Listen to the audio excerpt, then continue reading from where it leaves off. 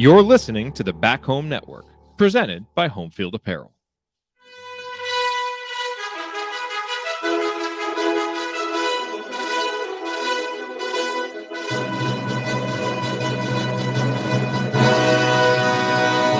And welcome, Hoosier fans, to this week's edition of Assembly Call Radio, where each week we discuss the most important topics in the world of Indiana basketball. This is our 244th edition of Assembly Call Radio, and it is our 800th episode overall of the Assembly Call, recorded on the evening of February 17th, 2022. I am your host, Jerod Morris. And let's begin this edition of the Assembly Call how we begin every edition of the Assembly Call, and that is with our Hoosier Proud banner moment. And Indiana is the national champion. When it comes down, Indiana will be champion. Smart takes a shot. The Hoosiers have won the national championship.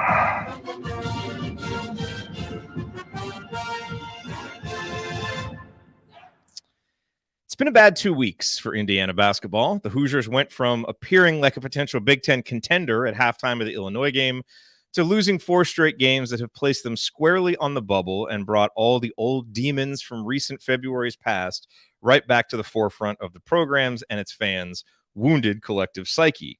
And while the responsibility for Indiana's recent swoon is multi-layered and not all the fault of any one player or coach, it is undeniable that one particular player's on-court production has had the biggest game-to-game impact on winning and losing. That player, of course, is Xavier Johnson.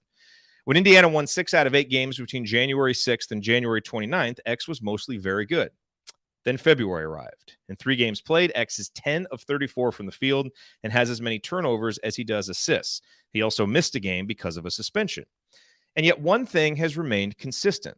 X is in control of the offense and gets as many minutes as he can handle. This is partly because Indiana doesn't have another option with Rob Finney hurt and Christian Lander still ineffective. But it's also because Mike Woodson clearly prefers to lean heavily on his point guard to run his offense. And while he'll be demanding, he'll also give his point guard plenty of leeway to play through mistakes so long as the player is playing hard, which X pretty much always does. Why does this matter? Because we all know the biggest issue for IU basketball since 2016 when Yogi Ferrell departed has been guard play. The Hoosiers simply haven't had it at the levels they've needed it. And very few offensive schemes will allow consistent results in a conference with as many stable winning programs as the Big Ten without competent guard play. And if you want to actually compete for Big Ten titles, well, then you're going to need good to great guard play. And while Mike Woodson's sales job as a recruiter is going to be much, much tougher if Indiana misses the NCAA tournament this season, there is one point on which he'll be able to make as compelling a pitch as any coach in the country to lead guards specifically. Play for me, and the offense is going to run through you while you learn how to lead an an offense with NBA principles, and it will prepare you for the next level. Indiana has had to live and die with Woodson's vision of point guard play this season because Xavier Johnson is a live or die kind of player. But there is reason to believe, or at least hope, that Indiana might be on the verge of having its most capable collection of backcourt talent since the middle of the last decade. Jalen Hood-Schifino is a 5-star prospect, ranked as high I saw this week as number 8 in his class. He'll arrive next season. Now, whether he can be an impact player from day one remains to be seen, but he's Indiana's best lead guard recruit since Yogi. The following season, Gabe Cupps will arrive, a rock-solid 4-star prospect who does pretty much everything well and profiles at minimum as a good rotation player for IU. Mix those two in over the next few seasons with athletic 2 guards like C.J. Gunn and Ja'Kai Newton, plus whoever stays and develops among Trey, Tamar, Anthony, and Christian, and you can start to imagine a program with talent and production weighted more toward the backcourt, which simply has to be the path forward for Indiana basketball after years of the inverse. So while we watch and hope that Indiana can still make something meaningful of Mike Woodson's topsy-turvy first season with Xavier's talented but unreliable hand at the wheel, I'm at least taking some solace in the fact that as much as the offense may make our eyes bleed at times, the guards Indiana continues to recruit, Miro Little, for example, will hopefully be able to see themselves taking that role to the next level. And once someone does, the way Mike Woodson wants to play offense will undoubtedly start producing more consistent positive results. It sure as heck needs to. All right, let me now introduce my esteemed co-host for tonight. Coach is off as he helps guide Western High School down the stretch of their season. But here with me, it is a true rarity on the Assembly Call these days, our 3 original hosts here together for an episode of Assembly Call Radio. And to my left, he is the Steve Peichel of Girls Youth Sports Coaching in Cincinnati, the president emeritus of the Robert Johnson Fan Club, and one of the world's most renowned bracketologists. The best of you sports coaching, you know that we got 'em. When it comes to analytic trends, you know he can spot 'em. For first-class bracketology, if you want the top, you gotta go bottoms. If you want the top, you gotta go bottoms. If you want the top, you gotta go bottoms. I love that song. Bob Thompson is awesome. It's Andy Bottoms. Andy, what is your bottoms line on the last week in IU basketball? Well, we'll talk plenty about bracketology, so I'll save any thoughts about that. But want to give, and I know Jeff and Kathy just got finished with doing the work before this, but the women's team picks up a win tonight against Northwestern and move to 11-2 and stay atop the Big Ten, heading into 3 games left in the season. But man, do they have a gauntlet!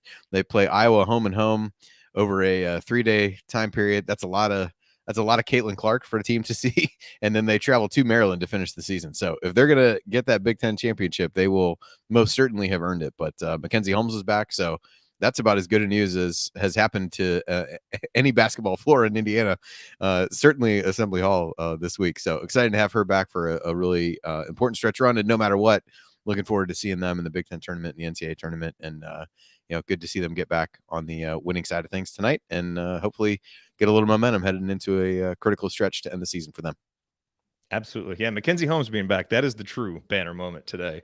No question about it. To my right, ladies and gentlemen, he is a senior writer at the Big Lead. He is the president emeritus of the Earl Callaway fan club, and he is the self-proclaimed shot doctor who could improve IU's shooting woes if only Mike Woodson would just ask him. Analyzing players, finding every wrinkle. He hasn't ever hosted, never lifted a finger. He's got all the Well, let me quickly add just one thing about this. Dude just interrupted his own jingle. He's Ryan Phillips, ladies and gentlemen. Now, Ryan, we've been listening to you rant a lot lately. I just had to listen to you rant on Crimson Cast, which is usually my sanctuary away from them. So why don't we go with a rumor today to kick off the show instead of a rant? What do you say? I hear a rumor that Indiana's in serious trouble if it doesn't beat Ohio State. That's not a rumor. That's a fact. Look, I'll keep this short. I think that, we've talked about it endlessly, and I think that this is a 5-alarm fire right now. You've lost 4 games in a row by your own making. I mean, you were in the Illinois game and tanked the second half completely.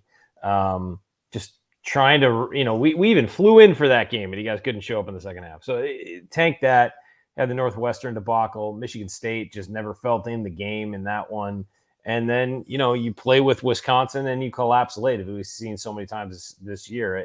Indiana made its bed here. I mean, this wasn't teams just, annihilating them or having a hot game. Even the Michigan one was, you look back and you're like, well, Michigan got really hot and sort of ran them off the floor early. And it's like, it's not excusable, but, those games happen. These have been games Indiana's just not played well in. And they're doing it to themselves, and they're collapsing late, and guys aren't making smart plays. And, you put yourself in this hole. It's nobody else's fault but your own that you're in this, that you're in this hole. And now you have to go do some things. And, it's a 5-alarm fire. We said it after the Wisconsin game. This is a 5-alarm fire, and you better start finding ways to put it out. Or this program is going to end up missing the NCAA tournament for the 6th year in a row. It's going to be yet another you miss the tournament 6 years in a row. You're essentially a bottom tier Big Ten program. I mean, that's where you're at. I don't care who the new coach is. I don't care what recruits you have coming in. Your performance says you're a bottom tier Big Ten team. And that's unacceptable. It was unacceptable every time Archie Miller missed the tournament. It's going to be unacceptable if Mike Woodson misses the tournament. I don't care who these players are, if they're his, they're not his, whatever. You can have that argument all day long. But you cannot miss the NCAA tournament this year. It buries the program even further. And just all the buzz will be taken. That air will be taken out of the balloon about Mike Woodson back in town to bring IU to glory or whatever. Maybe he still does it. Maybe he eventually does it. But the buzz that was around Indiana that, oh, no, they're going to do this. They're going to get this right. That goes away. And people are going to start buzzing about other programs. So that's where we're at. This needs to turn around. It is an emergency that they need to turn this around. Okay, well, coming up here on this week's episode, Andy will give us kind of a bracketology reality check, and then we got a bunch of questions from you all here on this Ask Us Anything episode, including several for segment 2 about how much patience we should have with Mike Woodson. So we're going to talk about that and why maybe we should turn down the rhetoric just a little bit. Maybe things aren't quite as 5-alarm fiery and as much of an emergency as they may seem. We'll debate that. We'll talk about that some. That is all coming this week on Assembly Call Radio. And this edition of Assembly Call Radio, just like all shows on the Back Home Network, presented by our friends at Home Field Apparel, where they have the largest collection of vintage IU apparel that you will find anywhere, with beloved logos like 2 different versions of the Bison. And Home Field has something for fans and grads of other schools as well, considering their product line now extends to more than 120 different schools. They just added Illinois this week. They've got unique vintage logos for all of them. And I saw Connor tweet out, someone asked him, how many of your sales come from people purchasing clothing for a school they have no affiliation with? They just like the designs. And he was like, a lot. I know people on this show. Coach has tons of stuff for schools that he's not even affiliated with, just because they look really cool. But the other thing is, no matter what you buy, it's going to be comfortable. The colors are going to last through many washings, and you're supporting an Indiana-based company that came up through Kelly, and there's nothing better than that. So go to homefieldapparel.com, use our promo code HOME, HOME, to get 15% off your first order.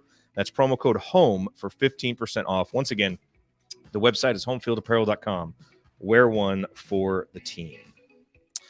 All right, a couple quick programming notes here off the top. Obviously, no show this weekend because Indiana's game against Ohio State got moved. So we will have a show after the IU-Ohio State game on Monday. Mark Titus, good friend of the show, host of the Titus and Tate podcast, will be joining us, as he often does, for at least one IU-Ohio State postgame show. I don't know that Indiana's ever won. Have they, when Mark has been on? I feel like it's always him, like, kind of holding back. It doesn't feel like it. Yeah. It doesn't feel like so we're going to try and turn that around, as unlikely as that may be. But it'll be fun. Mark's always entertaining to have on with his IU background as well. And then doing the work. Hopefully you all have been listening to Kathy and Jeff on doing the work as they chronicle this epic season for the IU women's team. And the women's team has a game Saturday against Iowa. They won't be doing a post-game show right afterwards. It's going to be Sunday at 4:00. Coach Marlowe, I think, has a conflict. So just wanted to let you know they will be having a show, but it won't be until Sunday. And if you haven't been listening to them, make sure that you do, because they're really doing a good job. Okay, Andy, let's spend segment 1. You sent us a really uplifting email earlier this week that was just a barrel of fun to read. So why don't you give us it was his version of one of my rants, basically. Yeah. Why don't you give us the bracketology reality check? Where is Indiana as we head down the stretch? Because we know there's enough games. The season is far from over, but the road is going to be a difficult one for Indiana. Yeah, it's there's work to be done for sure as we look at that. And you said something about having the Ask Us Anything. I was really hoping for non-basketball questions, to be honest, but I kind of was too. Definitely some good basketball questions. I would never disparage the quality of the questions we got. I just maybe vary the topics a little bit. No, anyway, so you look at IU's resume right now.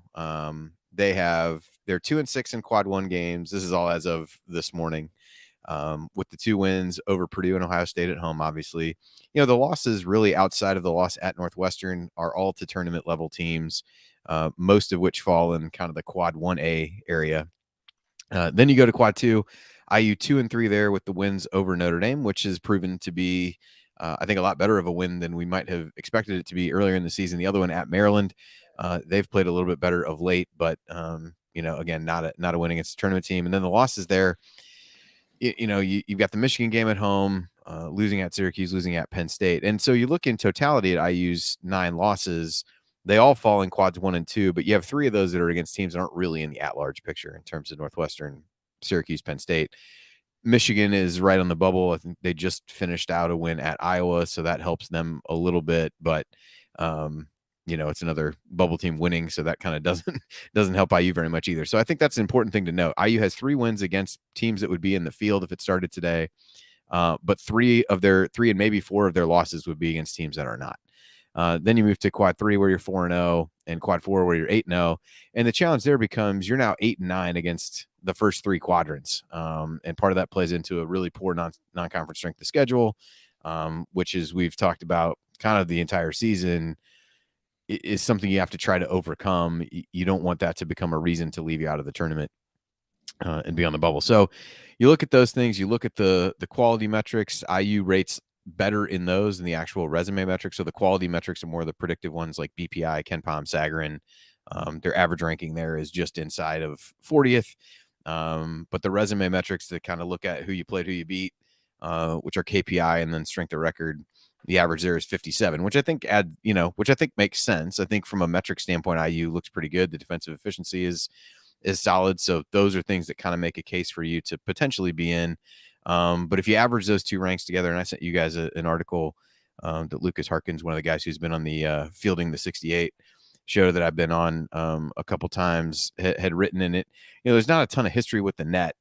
So he went through and looked at the couple seasons that we have seeded it and basically said, if you gave equal weight to your average quality metrics and your average resume metrics, how closely does that shake out to where the field would be seated? And it for the most part was pretty close. So IU ranks like 44th if you take those and average them together, which really puts you right at an 11 seed, right on the bubble, which feels about right for right now. The other thing that he noted was the closer you get to the bubble, it feels like the more the resume metrics come into play, which doesn't help IU, but makes logical sense in terms of if you're trying to put teams in the field, you want the ones who have, played better against better competition. And so, so things don't look great from that standpoint. I think they're still in the mix. They're not out of it. I haven't really looked at what my seed list would be for tomorrow. I think they'd probably be last four in type territory right now. And then you look at their remaining games. So they've got 2 quad 1 opportunities remaining at Ohio State on Saturday and then at Purdue on the 5th. You got 2 quad 2 games at Minnesota and then Rutgers at home. That has become a quad 2 game as Rutgers has played so much better. And then your quad 3 game left is the Maryland game at home. So, in my view, you really, any of the losses to Minnesota or Maryland, and Rutgers is on the bubble, but you really probably have to win all 3 of those and try to find a way to get yourself another quad 1 win, particularly away from home. Doing that gives you 2 more road wins, which helps, would give IU 4 road wins on the season, 5 away from home if you had the Notre Dame game in. So that's kind of what it looks like. Feels like a tall order. I know anybody watching this team and saying, hey, they need to go 4-1. Everybody is just like probably just shut this off, and perhaps rightfully so. But that's really what they're up against. One of the bigger challenges is they just don't have a lot of wins against the field. So even though some of the metrics look good and they don't have bad losses, at some point you have to beat people, and that's no different than what like a North Carolina is facing. Their metrics are pretty good, and up until last night when they got spanked by Pitt at home, they didn't really have a bad loss. They just didn't, but they also they were 0-7, I think, in quad 1 going into that. So IU's probably in a better position than that because they at least have beaten a couple tournament teams, but kind of a little bit of the same deal, just without the horrific loss. Well, oh yeah, I did say, oh, sorry, Kathy got me the chat. Yeah, the Ohio State game is on Monday, not Saturday. I still have the original schedule in my head, so sorry about that. Well, that's a good reality check. I mean, look, Andy and Coach, what they do at Delphi Bracketology, as good as it gets. So, look, Indiana had an opportunity to pick up one of these games out of the last 4. And unfortunately, kind of the most winnable one that, that game against Northwestern, that even have, all their guys. And so it was a big missed opportunity. And now they've got a lot of work to do. And we are going to find out if they can do it. Ryan, I do want to hit Kathy's question here real quick before we get out of segment 1. She says, if we can go back in time, would you have us lose to Purdue if it meant we finished top 5 in the Big Ten and squarely in the tournament? I think the answer to that is absolutely yes. 100%. The goal is coming into the season. Number 1 goal was get back to the NCAA tournament. It was the most important thing that could happen this year. Number 2 was break the stupid streak to Purdue. And so, you would certainly, that win is great and it's meaningful and it's an important, achievement for Mike Woodson in his first season, but it's not more important than making the NCAA tournament. Nope. I don't think it's close, honestly. Yeah, I don't either. I would definitely have rather been in the tournament. Yeah, because here's the thing: if Purdue was terrible and you lost him, it's like if you lose to the number 4 team in the country, you're like, okay, I mean, making the NCAA tournament is far more important to this program. Yeah, that's it. Andy, you agree?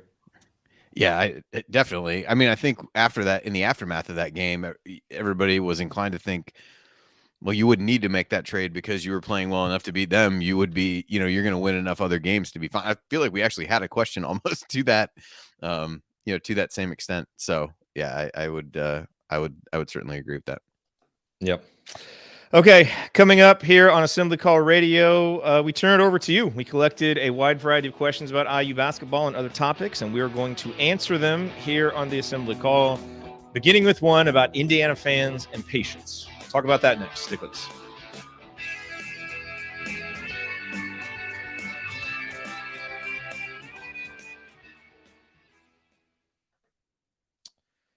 All right. Well, hello to everybody who is here. Nice to see us here in triple digits for the live viewers, despite the rough times and the losing streak. It's good to have you all here and have this time each week to vent and try to make sense of what's happening and step outside of the micro focus of each individual game and try and take a macro look at what's happening, which we will do here tonight. Yeah. Yes. We will. Yes. Hey. Where are Indiana 9th in the Big Ten right now? I believe so. I haven't checked the updated. Yes. I don't know. I haven't looked. Believe we are after Michigan and Iowa tonight. Who won that game? Michigan won by 5. Yeah, Iowa really came back there for a stretch and had the ball with the chance to tie it. Michigan was kind of trying to foul up 3, and Bohannon got by the first guy and then kind of acted like he got fouled. I don't know whether he did or not. 9th, 1 game ahead at Penn State. Yeah. 2 ahead. Bigger brain fart. Chris Webber calling timeout in the championship game, or Juwan Howard leaning down to pick up a loose ball that was rolling on the court tonight that was still in play. It's still Chris Webber, but bigger Fab Five brain fart. The stakes were just a tad higher in the Chris Webber scenario, Jerod. Just a tad. Just a tad. That's a crazy. mid-February game at Iowa or the national championship. You decide. Andy, if the tournament was today, would Rutgers be in? Yes. I think they would be. Okay. They've just got so many more good wins than everybody else. And you can complain that their net has gotten dramatically better. They just played so bad in the non-con and really played really bad for like a week, where 3 of their 4 worst losses came within a week of one another. But yeah, I don't know how you would. I mean, they're a game and a half out. Both given the way, given the way some other teams in the bubble are playing, and just the volume of wins and the quality of the wins they have is better than most teams that are in that range. And I know some other teams have stubbed their toe too. Like losing to Lafayette at home is obviously terrible, but that doesn't undermine everything you did. They're kind of punished for that in the metrics enough, and would be there. Well, so yeah, I would have them in at this point. It's just crazy. They're 5-1 against top 25 teams. Like, I know that doesn't matter in the end because teams that are ranked, it matters where they shake out, not where they're ranked at the time. But still, you go and play top 25 team and you're 5-1 against them. That's the same record as Purdue. Mm-hmm. That's crazy. Oh, they got something going there. All right, let's hop in to segment 2 here. Here we go.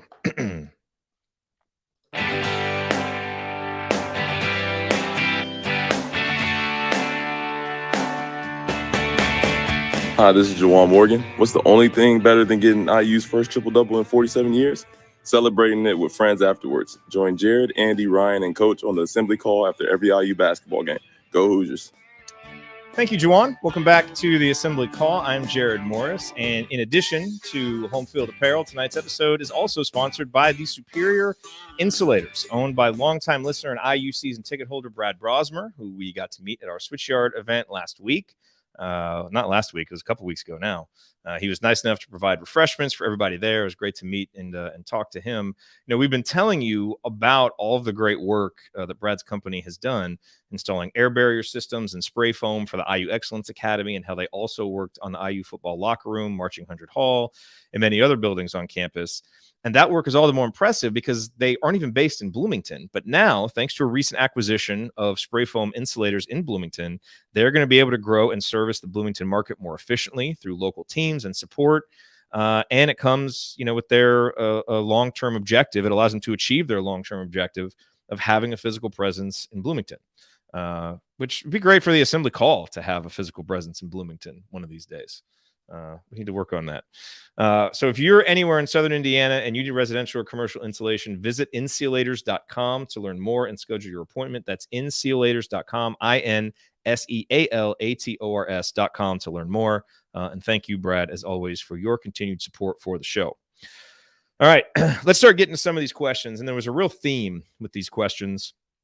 And so we're going to hit, kind of the most often asked question and kind of the most oft discussed topic in the chat mob and in the community right off the bat. So Joel says, I've had quite a lot of patience with the previous coaches, but I just don't have that same patience with Woody. He has the coaching resume that the previous coaches did not, and I refuse to make excuses for his coaching performance this year. Am I overreacting, or did he underestimate how hard it is to coach in college basketball, or maybe he isn't that good? Ari said, how long should Coach Woodson get to be successful? Hopefully it all works out, and I believe it will.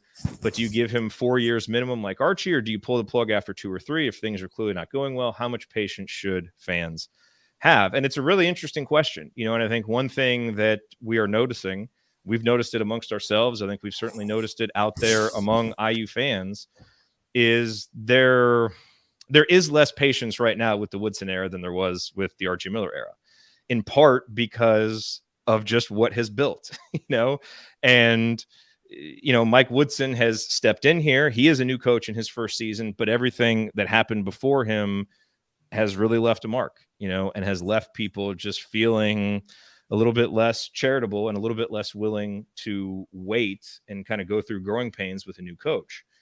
I fully get that. I understand that. I feel that. Anybody who has listened to us on the postgame show understands some of the criticisms that we've had, some of the issues that we've had, some of the fears that we've had. But I've really tried to spend some time over the last couple of days wondering if that's right. I mean, just because we feel that way, and that's kind of our knee-jerk reaction as fans, that doesn't mean that it's the right way to treat Woody. And, Ryan, you said something earlier tonight that I thought was really interesting. You said these last 4 games, Indiana did it to themselves. They lost these games. They did it to themselves. And that is partially correct in the sense that, Indiana didn't make plays down the stretch in these games. They certainly did the Northwestern game to themselves by having 5 players suspended. But, that also ignores the fact that the other teams did stuff too. And I think one thing, no, let me finish. I think one thing that we haven't talked about enough and that we don't acknowledge is that being a first-year coach in the Big Ten is really hard. It is really difficult, especially for a coach who's just learning college basketball. And so if you actually, if you look at the stability of the 4 programs that Indiana just lost to during its 4-game slide, right? Illinois coached by Brad Underwood. He's in his 5th season. He's got a 5th-year leader in Trent Frazier who's been there for all of it. Northwestern is coached by Chris Collins. He's in his 9th season. He's got a 3-year starter at point guard, and we didn't even have 5 starters for that game. Michigan State, coached by Izzo in his 26th season. He's got a point guard that's in his 2nd year. Wisconsin, coached by Greg Gard, his 7th season after taking over for, Bo Ryan and the great program he left with a 5th-year senior in Brad Davison. And, Mike Woodson's in his first season at IU, his first season coaching college basketball, his first season with Xavier Johnson as a point guard. Xavier Johnson's never even been on a winning team, right? And so I don't say any of this to excuse the poor decisions, the suboptimal lineup choices, all of that stuff. But in each one of those games, Indiana had a second-half lead, and, execution killed them down the stretch, right? And with all these head-scratching decisions, all of that stuff, and a few different decisions here or there. Maybe it swings the Northwestern or the Wisconsin games. But, to me, as I think back about these last 4 games, it at least seems reasonable to wonder if this 4-game losing streak is less a function of, Woody's coaching chops and more a reflection of just the gulf and stability between Indiana and the other stable programs in this conference. Like, if you really look at it, Indiana's had 6 coaches since 2000. And it's probably the least stable program, certainly one of the least stable programs in the conference. And so I think, while we're in this moment of incredible impatience with Woody, all these questions, all these frustrations, I think it's useful to take a step back and recognize that it's about more than just a few decisions in a game. Like, it's a pretty big uphill climb for him. And I'm not saying he's the guy by any means, and I've got lots of questions about it. But I think anybody who's making definitive judgments or thinking that they know the answer to this, it's going to take a little while in a conference this stable to keep moving up. And so I just think that we need to allow some space for that and be a little bit patient with Mike Woodson and realize it's not all just about us. The other teams are really good too. And it was going to be really hard to win any of those 4 games. I still think they should have found a way to win one of them. They didn't. But, it's not, I don't think you can just say they just did it to themselves. Like, these other teams are really good too. And I think, all the talk about embarrassment and it's a 5-alarm fire and all this stuff, I think we should tone that down a little bit. I actually don't think that that's an accurate reflection of what's really going on. I just think the job Woody has is really difficult, and we should offer some patience as he tries to do it, even as he makes mistakes that we point out, because they've certainly happened. Yeah, when I said did it to themselves, I mean they had a chance to win all of those games, and they didn't execute. That is doing it to yourself. Now, look, if you go down trading baskets with Johnny Davis and he hits the last one, okay, he beat you on one shot. They collapsed against Wisconsin. They collapsed against Illinois. They didn't show up against Michigan State. Like, it's one thing if you play a really, like, if they lost that Purdue game, like, again, they would have dropped it. But Jaden Ivey went off late, and it was just, that's a great player making plays and he beats you. You feel better about that than just 5 minutes with no baskets. The last 5 minutes, they didn't make a field goal against Wisconsin. They're doing that to themselves by not executing. And I'm sorry, like, I get it. Guys don't execute. Some of that blame goes to the players. But when guys consistently don't execute in the clutch and you know exactly what to expect and it's going to happen and you can set your watch by it, it's not just on the players. It's on the people putting them in those positions. Now, I have never once said, because people are going after me for my pronouncements about Woodson's coaching so far. On court, I don't think he's a very good coach. I really don't. So far, I've seen nothing to believe that his on-court coaching is this genius level guy that he was pitched as, in the NBA. And he's great at drawing up plays, and he's so good at like understanding offense and defense. I think the defense is fantastic. I think the defense has been fantastic all year. The improvement there has been tremendous. The offense is 40 spots worse than it was last year, and last year's offense was awful. And so, yeah, I have trouble with his on-court coaching. I have never once said Mike Woodson can't do this, or Mike Woodson can't turn this around, or Mike Woodson can't learn and get better. Not once. I am having questions about it, and they're the same questions I had the day he was hired. He spent his entire career in the NBA. He never coached in college, and he's supposed to come back and turn around a college program when he has never done it before. That's the problem I had with the hire. I like Mike Woodson. He's great. I love Mike Woodson. He's a member of the family. We all love him. But there's thin patience here because when he was hired, he was pitched, no. The difference between him and these other guys is he understands Indiana. And he's this genius level NBA coach. He's going to come in and get it fixed right away. And that was what was pitched, that he was going to be uniquely qualified to come in and turn this around. It doesn't look like it's turning around at all. But maybe we need to give him more than 2/3 of a season before we start Jerod, making pronouncements, is what I'm saying. What we're making pronouncements about, though, is not the future, because we don't know what the future is going to hold. We're making pronouncements about this season and right now. And the pronouncements about right now are correct. This is not great. This is a disaster right now. If you miss, it's not a disaster. You got to stop using that word. It is not a disaster. If you miss, it's not a disaster. It's frustrating. It's a concern. You don't not think making the tournament. It's a big deal. It's a big freaking deal. Yes, it's a big deal, but it's not a disaster. It's not like they're just going to like recruits are going to laugh him out of their house if he makes the NIT instead of the NCAA tournament. It's not optimal. It's not great, but it's not a disaster. It's his first season. There's still plenty of stuff he'll be able to pitch, is what I'm saying. But here's the thing: what player development? Who's gotten that much better? Honestly. What you pitch your offensive style, it's over 100, sub 100, I guess you would say. Like, what are you pitching? Like, the thing you were going to pitch is we took the next step. The other guys couldn't do it. Mike Woodson can do it. And so you can pitch that he knows the NBA and can develop you into the NBA, but Trace Jackson Davis hasn't gotten better after Mike Woodson declared, I'm going to get him to the NBA. Like, what do you have to throw at kids? You have to throw a program that's finishing 9th and 10th in the Big Ten every year. Like, I'm sorry, they're going to go to the other schools that are recruiting them. As far as top-level recruits go, they're going to go to the other schools where they know they're going to get exposure, where they know they're going to be playing for championships, where they know they're going to make the NCAA tournament. Right now, I don't think it's going to be that stark after his first season. Now, you better make it your second season, your third season. It gets progressively more of a disaster. It is. But let's get Andy's. Let's get Andy's thoughts. Let me just finish my last statement here. If you do not make the NCAA tournament with this roster, which does have plenty of talent on it, whether we have talked about it, it's this team is good enough to make the NCAA tournament comfortably.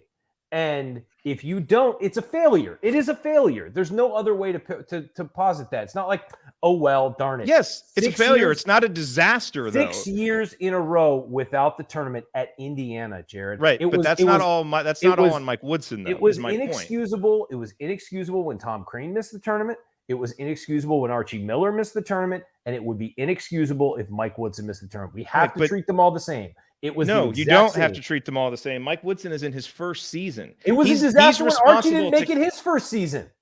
Yeah, I know he didn't make it his first season. No, I'm saying it was a disaster then.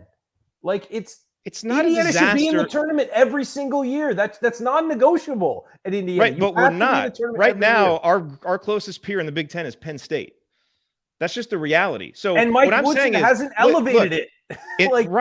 It's his first season, Ryan. Okay, in a really tough conference. I understand that. But are you going to look at the rosters of the other teams and say that Indiana talent-wise is 9th best in the league? No, I think they have more talent than that. But they also don't have one guy that's ever played in the NCAA tournament. They have a backcourt that's never been on a winning team. So it's not just like they should be in and it's a disaster if they're not. Like, this is a team. It was still going to be hard to make the tournament, but they should still do it. I agree that they should still do it.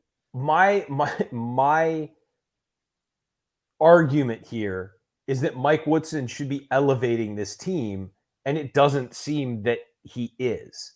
And I'm not saying Mike Woodson won't figure it out and won't change his system to fit college basketball and all of that. But in year one, they should be able to at least say, I don't care if you get to the NCAA tournament, get blown out in your first game, at least have that tangible step of we moved on. We're a program was stuck in the mud and we moved forward. That's my position on it. So, yeah, I mean, I have a lot of thoughts. I've had a lot of time to formulate them while you've been talking, but I think there's a few things. These are probably in no particular order. I think the talent thing is interesting because it took me a little while. I couldn't think in my mind where I'd heard this conversation, but it was Gary Parrish talking about Texas. Everybody got excited because they get Chris Beard and they go and they get all these transfers in, and they've underperformed. I mean, they're not going to miss the NCAA tournament, but they've underperformed compared to where everybody had them top 5. And when you look at the guys that they brought in and where they came from, they had not been in winning situations. Marcus Carr, he wasn't winning at Minnesota. Bring in Trey Mitchell, he wasn't winning at UMass. I think they brought in a guy from Vanderbilt, and they bring one from Creighton. They had experienced some success. But I think everybody gets excited because these guys come in, and we do it. We got excited too. But Miller Kopp hadn't won. Parker Stewart didn't win. Xavier Johnson hadn't won. Michael Durr didn't win where they were. That doesn't mean they're bad players. That doesn't mean they shouldn't be brought in. But you have a collection of guys who are already here who have struggled time and time again in close games and who have struggled down the stretch and who have struggled down the stretch of games and down the stretch of seasons. And you went and you brought in a bunch of pieces that you thought could help, but they are kind of in the same. I mean, you got a bunch of guys in the same boat. So I think that's one thing about talent. I'm not saying that to excuse it. I think there's enough talent to get in the tournament. And I've been disappointed in some of the in-game stuff, but I also think we might be overstating what talent is really there based on what they've actually achieved at their various schools. Here's the thing. Second thing in terms of making the tournament. Second thing in terms of making the tournament. So we kind of said at the beginning of the year, well, it doesn't matter if they sneak in. Well, if sneaking in means I'm the very last at-large team, to not making the tournament is I'm the second team out. That's a pretty arbitrary cutoff to say that all of a sudden it's a disaster. Is it disappointing? 100%. Do we think, have they shown signs that they could play well enough to get there? 100%. But I also don't think that they're in contention for it right now. Do I look at the schedule and think they're going to be able to do well enough to win enough games down the stretch to make it? No. But they could. So I think we kind of reserve judgment for that. It would definitely be disappointing, but there's plenty of teams who get players. Somebody mentioned this in the chat, so I'll give them credit. Well, not enough credit to remember their name, but somebody talked about Memphis. Like Penny's still recruiting guys. He hasn't done anything. So I don't think that's a death sentence from a recruiting standpoint. Now, if that becomes the pattern, absolutely it's a problem, because you can no longer really sell that part of it. And I think that's where, not looking ahead to next year, I think missing it 2 years is a huge problem. And the other thing just kind of goes to changes. I think, my biggest frustration with Woodson in general has been what I would say a lack of in-game and game-to-game adjustments to either put guys in better positions to succeed, to deploy them differently, to do whatever. Again, I looked at the film room or film session on Inside the Hall today. There was one of the plays that they get the ball to Trace toward the end. He kicks it out, and the guy he kicks it out to is Trey Galloway, who everybody loves, but is not the guy that you want to take that shot. And he didn't take the shot in that scenario. But if that's Parker Stewart, if that's Miller Kopp, some of those things, like maybe they might still miss, but I think you've got a guy in a position to take the shot. And I think that was a play that I called it before. So I think that part has been 100% disappointing. And the pace at which he's been able to adjust to the college game is concerning, because while he might be able to step back in the offseason and say, hey, here's 10 things I wish I did differently, I think it's fair to not expect that to take to the offseason to identify those things. Many of those things, if there's 10 things that you need to do differently, I would argue you should be able to identify 6 of them pretty easily during the season and try to figure that out. And I think where that leaves IU fans is caught in between a situation where Archie got a ton of rope in terms of he doesn't have his guys. They gave him all this time when we saw some warning signs there. And now I think it's like, we're like jerking the wheel back the other way and losing control of the car in the opposite direction. But to say, hey, we gave this guy a bunch of time, I'm not giving this guy any time, I don't care about that. I can't do that anymore. And I think there's a middle ground there, which is probably not anybody wants to hear, quite honestly. But I think that in most cases is probably the reasonable response, is to say, I don't think we need to give him as much rope as we gave Archie, but I also don't think it needs to be, if you don't do it in year one, you're never going to figure it out. I think that's where we kind of get stuck. And I think we did this as a show. We would say we gave too much time, even though we felt like we saw red flags, and we gave the benefit of the doubt, and it bit us in the ass. And now it's like, I'm not going to let that happen to me again. And I just think we need to be a little bit careful, even though I see those red flags, and we can point back to stuff if this doesn't work out this season that would say, you know what? We kind of saw this. There were signs. We should have handled this differently or done whatever differently. So that's kind of where I come down on the whole thing. Yeah. One thing about the Archie difference with Mike Woodson, I agree that people gave Archie more rope.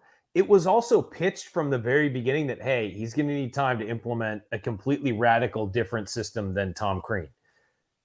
Woodson was pitched as like, we're just going to change a few things and it's going to get rolling. And also Woodson inherited a better roster. There's no question about that. I don't think that they don't shoot very well, but he had an All-American candidate. He has Race Thompson. He brought in a point guard in Xavier Johnson, we've seen play at a very high level. He had Tamar Bates. He's had a veteran backup guard in backup guard in Rob Finnessy. He had Galloway, Leal. I mean, they're decent players on the roster who fit what he wants to do for the most part. He got shooters in Kopp and Stewart, and quite frankly, we've talked about it endlessly. He doesn't really give them great opportunities to shoot every game. So there's a difference there, is that you've got Trace Jackson Davis, who is an all Big Ten player. The other guy didn't have that. And so I think there is just sort of... Don't you besmirch Robert Johnson. Robert Johnson was wonderful. I loved Robert Johnson. He wasn't carrying a team. But you know what I mean? Like it's a different it's a different level. And also it was pitched when Archie came in, hey, this is going to take time. This is going to take time.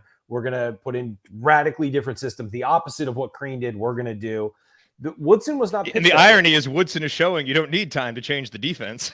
Not at all. No, you can make the defense better right that's away. what's ultimately kind of the crazy part is like the stuff that you would have thought he'd have been the best at is what he struggled at the most in terms of like really being able to. I remember even there was like, Frank Fraschilla tweeting it out when he got, these guys in the NBA, they have all these sets, they know all this, they blah blah blah blah blah. Like it won't be that difficult of an adjustment. And the part that I think everybody would have thought, although he kind of said differently when he started approaching it in the offseason, was like, yeah, he's going to be able to scheme some things up from an offensive standpoint. What he has done is really, transform the defense, which has been great.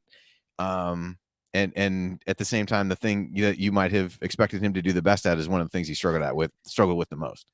Yeah. So let me make a point on that. Let me just finish my. Jared had a little magic wand there. It looked like he was pulling out to try to do something there. I did. I wasn't sure what was going on. I was excited. But my comparison here with Woody and Archie, and I agree that I'm not, again, not saying Woody should be fired. Nobody is saying that. Whoever's saying that is an idiot. I'm complaining about. There's definitely some people that are saying that. Well, no, it's not people saying that he should be fired, but I think it's people. So let me give you an example. example. It's frustration with missed opportunities this year. That is. I agree. There have been missed opportunities. Massive missed opportunities. And when the same thing keeps happening over and over, and we said this with Archie in like year 2, when the same thing keeps happening over and over and over again, you've got to stop blaming the players because they are being put in the same situation over and over again to run the same things and do the same things with the same results happening. If that guy can't do it for you, find somebody else. If he can't do it for you, find somebody else. Like you need to change what you're doing and adjust and move on. And so when you've seen the same story play out over and over and over again, and you're still doing the same things, that stops being a player problem and it starts being. Now look, Woodson may get like 5 guys who shoot 40% and don't need to be run off screens to get open for, open threes, but that's not what he has right now. And he has not adjusted to the problems that are persistent. That's the frustration with this year. I have said repeatedly too, that I think Mike Woodson, what he's doing behind the scenes in the program is excellent. And I give him a huge amount of credit for that.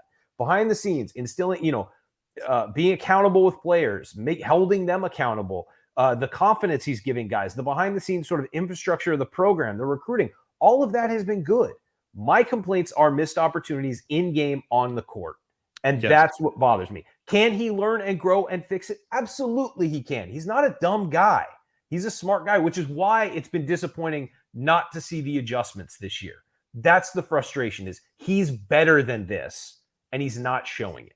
So I agree. And that's really the point that I'm trying to make, is cautioning anybody on making too strong a determination on what you're seeing right now. I saw Tyler in the chat, ask, something about, do you think the offensive schemes will get better? Or is that, something about the scheme? You think back, right? When first year coaches come into the Big Ten, they often struggle, right? Unless they're Greg Gard taking over for Bo Ryan, or you're taking, Chris Holtman, where the program's in a good spot. Fran McCaffrey, his first season, they finished 88th in Ken Pom. Underwood, first season, 102nd. Steve Peichel, first season, 135th. Matt Painter, first season, 155th. And those are all guys now, their program is stable. They know how to recruit to it. They know what they're doing. And so they're teams that obviously play better and win more games and execute well. Their first season, it'd be interesting to go back and look, and you wonder, what people were saying as their teams were doing absolutely nothing. And so the point that I want to make is, I know we're frustrated. I know our tendency is toward impatience. And, we're in this news cycle where everything, Ryan, you say 5-alarm fire. And I think that's the wrong term to use for this particular case. Season. Right. But that's the thing, is we live in like a 5-alarm fire society where it's like everything seems magnified. But if you take a step back, Woody is struggling against a lot of programs that are more established, with a little bit of time to figure out what his system for college basketball is going to look like, which hopefully changes from what it is this year, because there's concerns, and he has a chance to recruit to it and to build a little bit of stability. Yeah, I do think the schemes and some of that stuff can change. If it doesn't, it's not going to work. But I want to caution people against, man, we had this bad 4-game losing streak and we lost all these opportunities, and I just don't know if this guy's going to be able to adapt to college basketball. The red flags have been there all year, Jerod. We've talked about them. there are red flags. The team is struggling, but it may not all just be, is Woody ever going to be able to get this? It may also be because he has some talented players who are also really one-dimensional, and his vision for how it was going to look offensively, it's not going right, and he's not pushing the right buttons, and he's struggling to adjust to it. But in seasons 2 and 3 and 4, as he gets more comfortable and the pieces fit better, that may get better.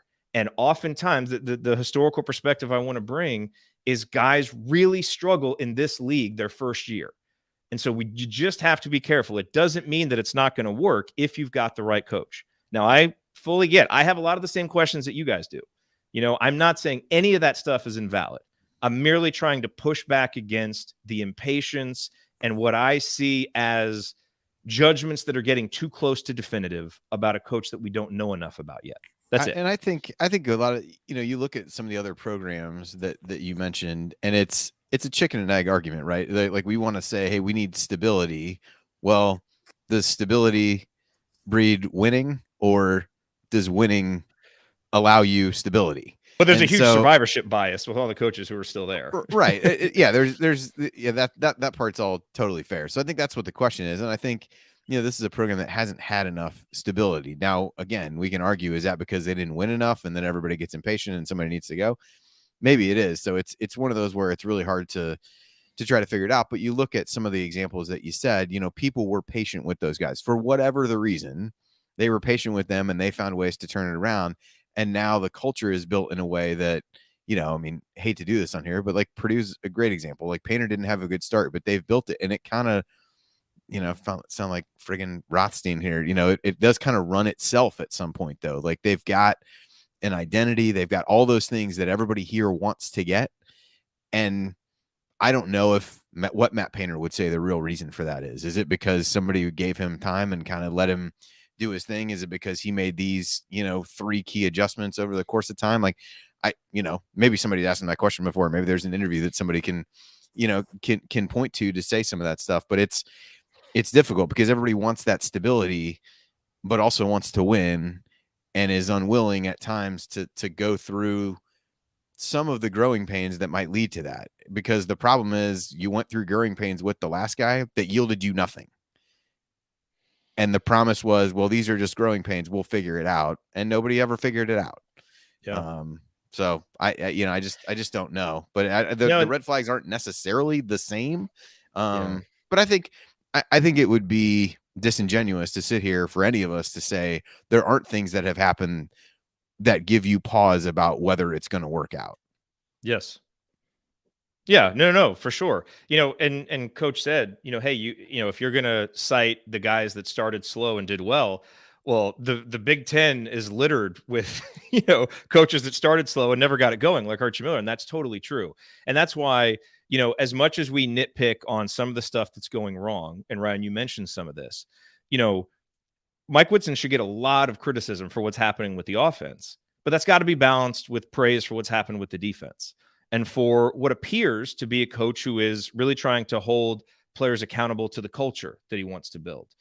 And some of that stuff was some of the big picture stuff, the accountability part, that was probably the biggest red flag about Archie Miller that we let slide early on, and some of that stuff is really important. And so the fact that Woodson is getting some of those things right, that's part of the reason why I think you can have a little bit of patience with the offense, and some of those other stuff. So I agree that's the thing. My criticisms are solely about this year. I think the long-term stuff he's doing well at. And I've said repeatedly that I think that he can learn, grow into it. Quite frankly, take advantage of Thad Matta right down the hall.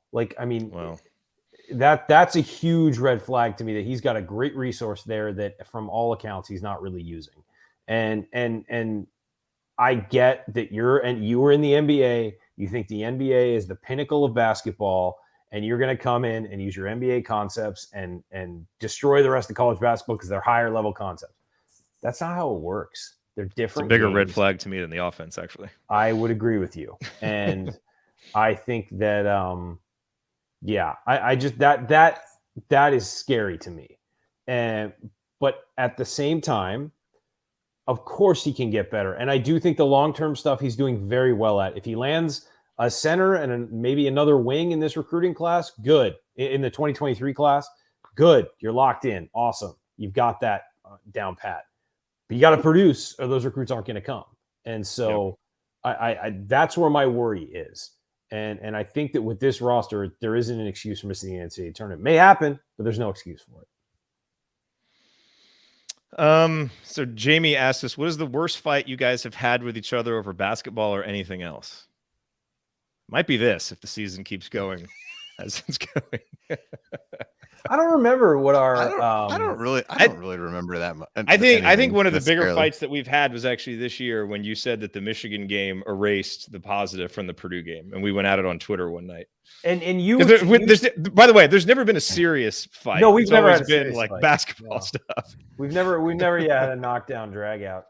No, I think that with that, and I also think with that, because of the way Twitter is, it kind of like that got skewed sort of, and I think you were reading it one way and I was reading your comments the other way. What I was saying was you took the step back, and now it doesn't mean the Purdue win doesn't mean anything, but I was trying to say like all the momentum you gained just stopped right there. So but yeah, whatever. I mean, we have disagreements about basketball. It's not that big a deal. This isn't intercontinental conflict here. Also, has Andy ever shown anger? Oh yeah, I've seen it. In game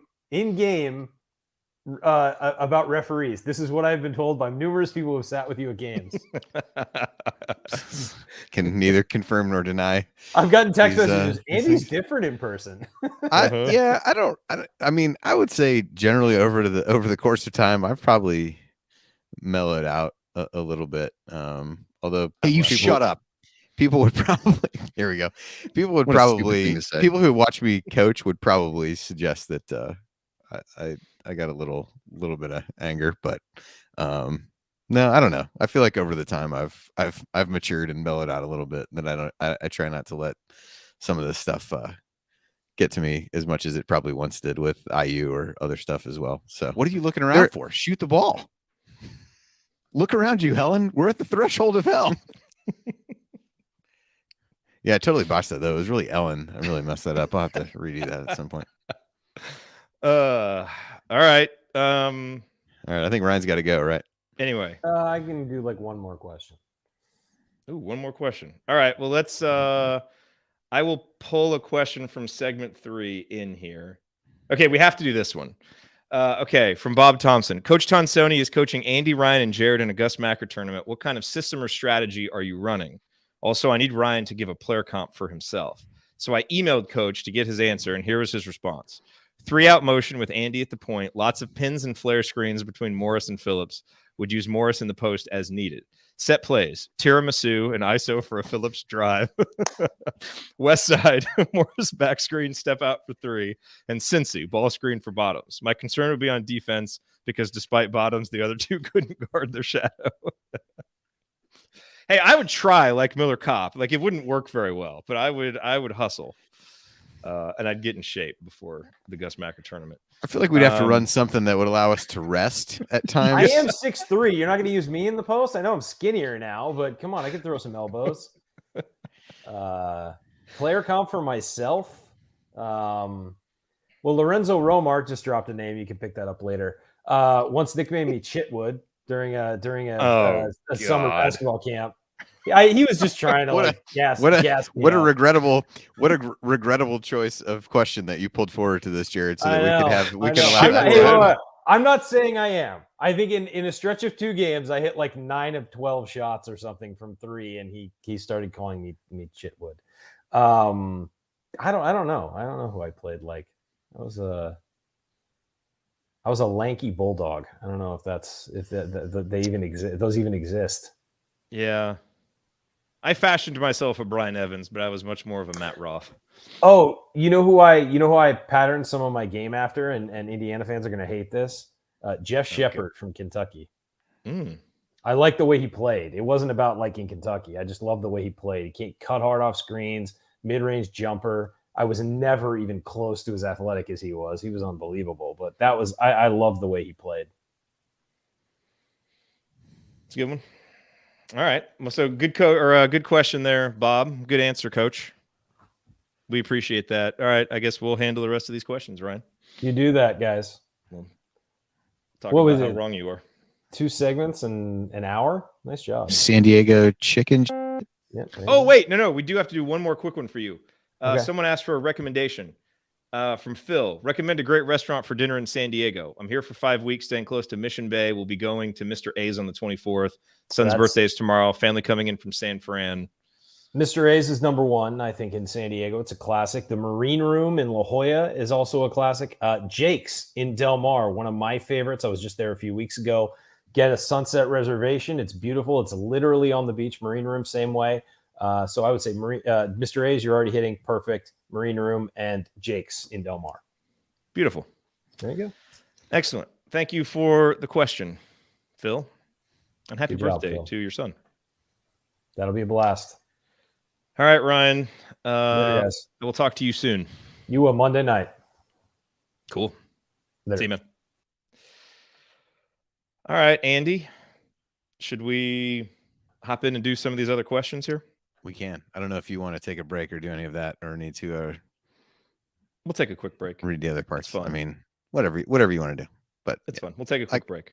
all right, sounds good. It'll be quick. Okay, coming up here in our third segment, we will answer more of your questions. We got a bunch of good ones here about Indiana's roster looking forward, some recruiting stuff. It's all coming on the assembly call. Stick with us.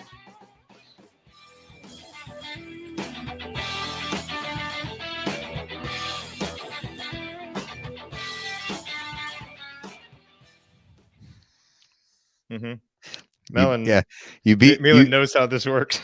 You beat me to it. I was getting ready to post that one as well. Yeah. Ryan is gone. Kidding. I love how he totally changed the context of what he said after the Michigan game, though, as he tried to soften what his statement was. You guys did go on about Twitter on that for a while. I will say that was the lengthiest interaction I think that there's been. I don't know if it was, maybe may or may not have been the most heated, but it definitely went on for a while. It's like that. Have you ever seen that? That meme. It's like someone's wife is like looking in the room and he's on the computer. Like he's not coming to bed, and it's just a statement like someone is wrong on the internet. Cannot stand for it. I don't know. I look. We love Ryan because he has strong opinions. His opinions are informed, and he's right a lot, as I gave him credit on a recent show. But sometimes his hyperbole doesn't fit, and someone has to push back against some of the stronger language. So we just try to do that. We try to keep each other honest on the show. Anyway, that's what we do. All right. Okay, let's do this. Here we go. Speaking of 3-point shooting.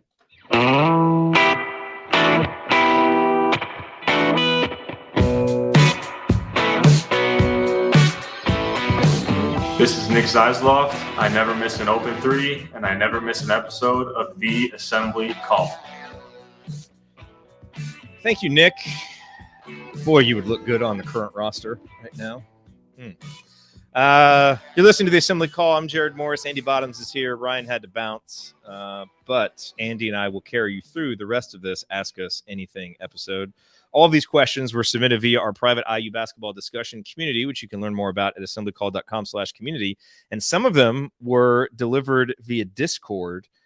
We have a private Discord where members who hold our creator coin, home coin, actually receive home coin when their questions are used. And if you want to learn more about that, you can go to homecoin.fans actually and learn more about that. We'll be talking about that more in the future. So let's get to some of these questions. Here's the first one. It's not that good, but it's not that bad. It's Jay's mediocre question. Tonight's mediocre question is, where the hell was the mediocre question, Jay? He left us hanging this week. So we have no mediocre question from Jay. If you see him on Twitter, @JayHorry, give him some hell, because he's supposed to give us a mediocre question. To be fair to Jay, he did choose to celebrate part of his birthday at the IU Wisconsin game. So Yeah, that's rough.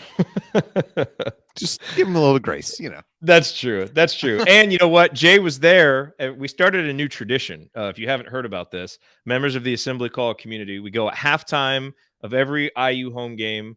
On the north end, they've got that big, the old wood from the old Assembly Hall playing floor with the state of Indiana logo that was at center court. And so we meet out there and take a picture, and then we post that picture. And Jay was one of the people who was doing that. So we do it every game. So if you're there, go meet up at halftime. You can meet, other Assembly Call, Back Home Network, Crimson Cast folks there, because we're building a community here. I was joking with somebody, maybe we'll do this in reverse. We'll build a community and then we'll build a credit union. Just do the inverse of what IU Credit Union did. I mean, who knows? Who knows where home coin can go?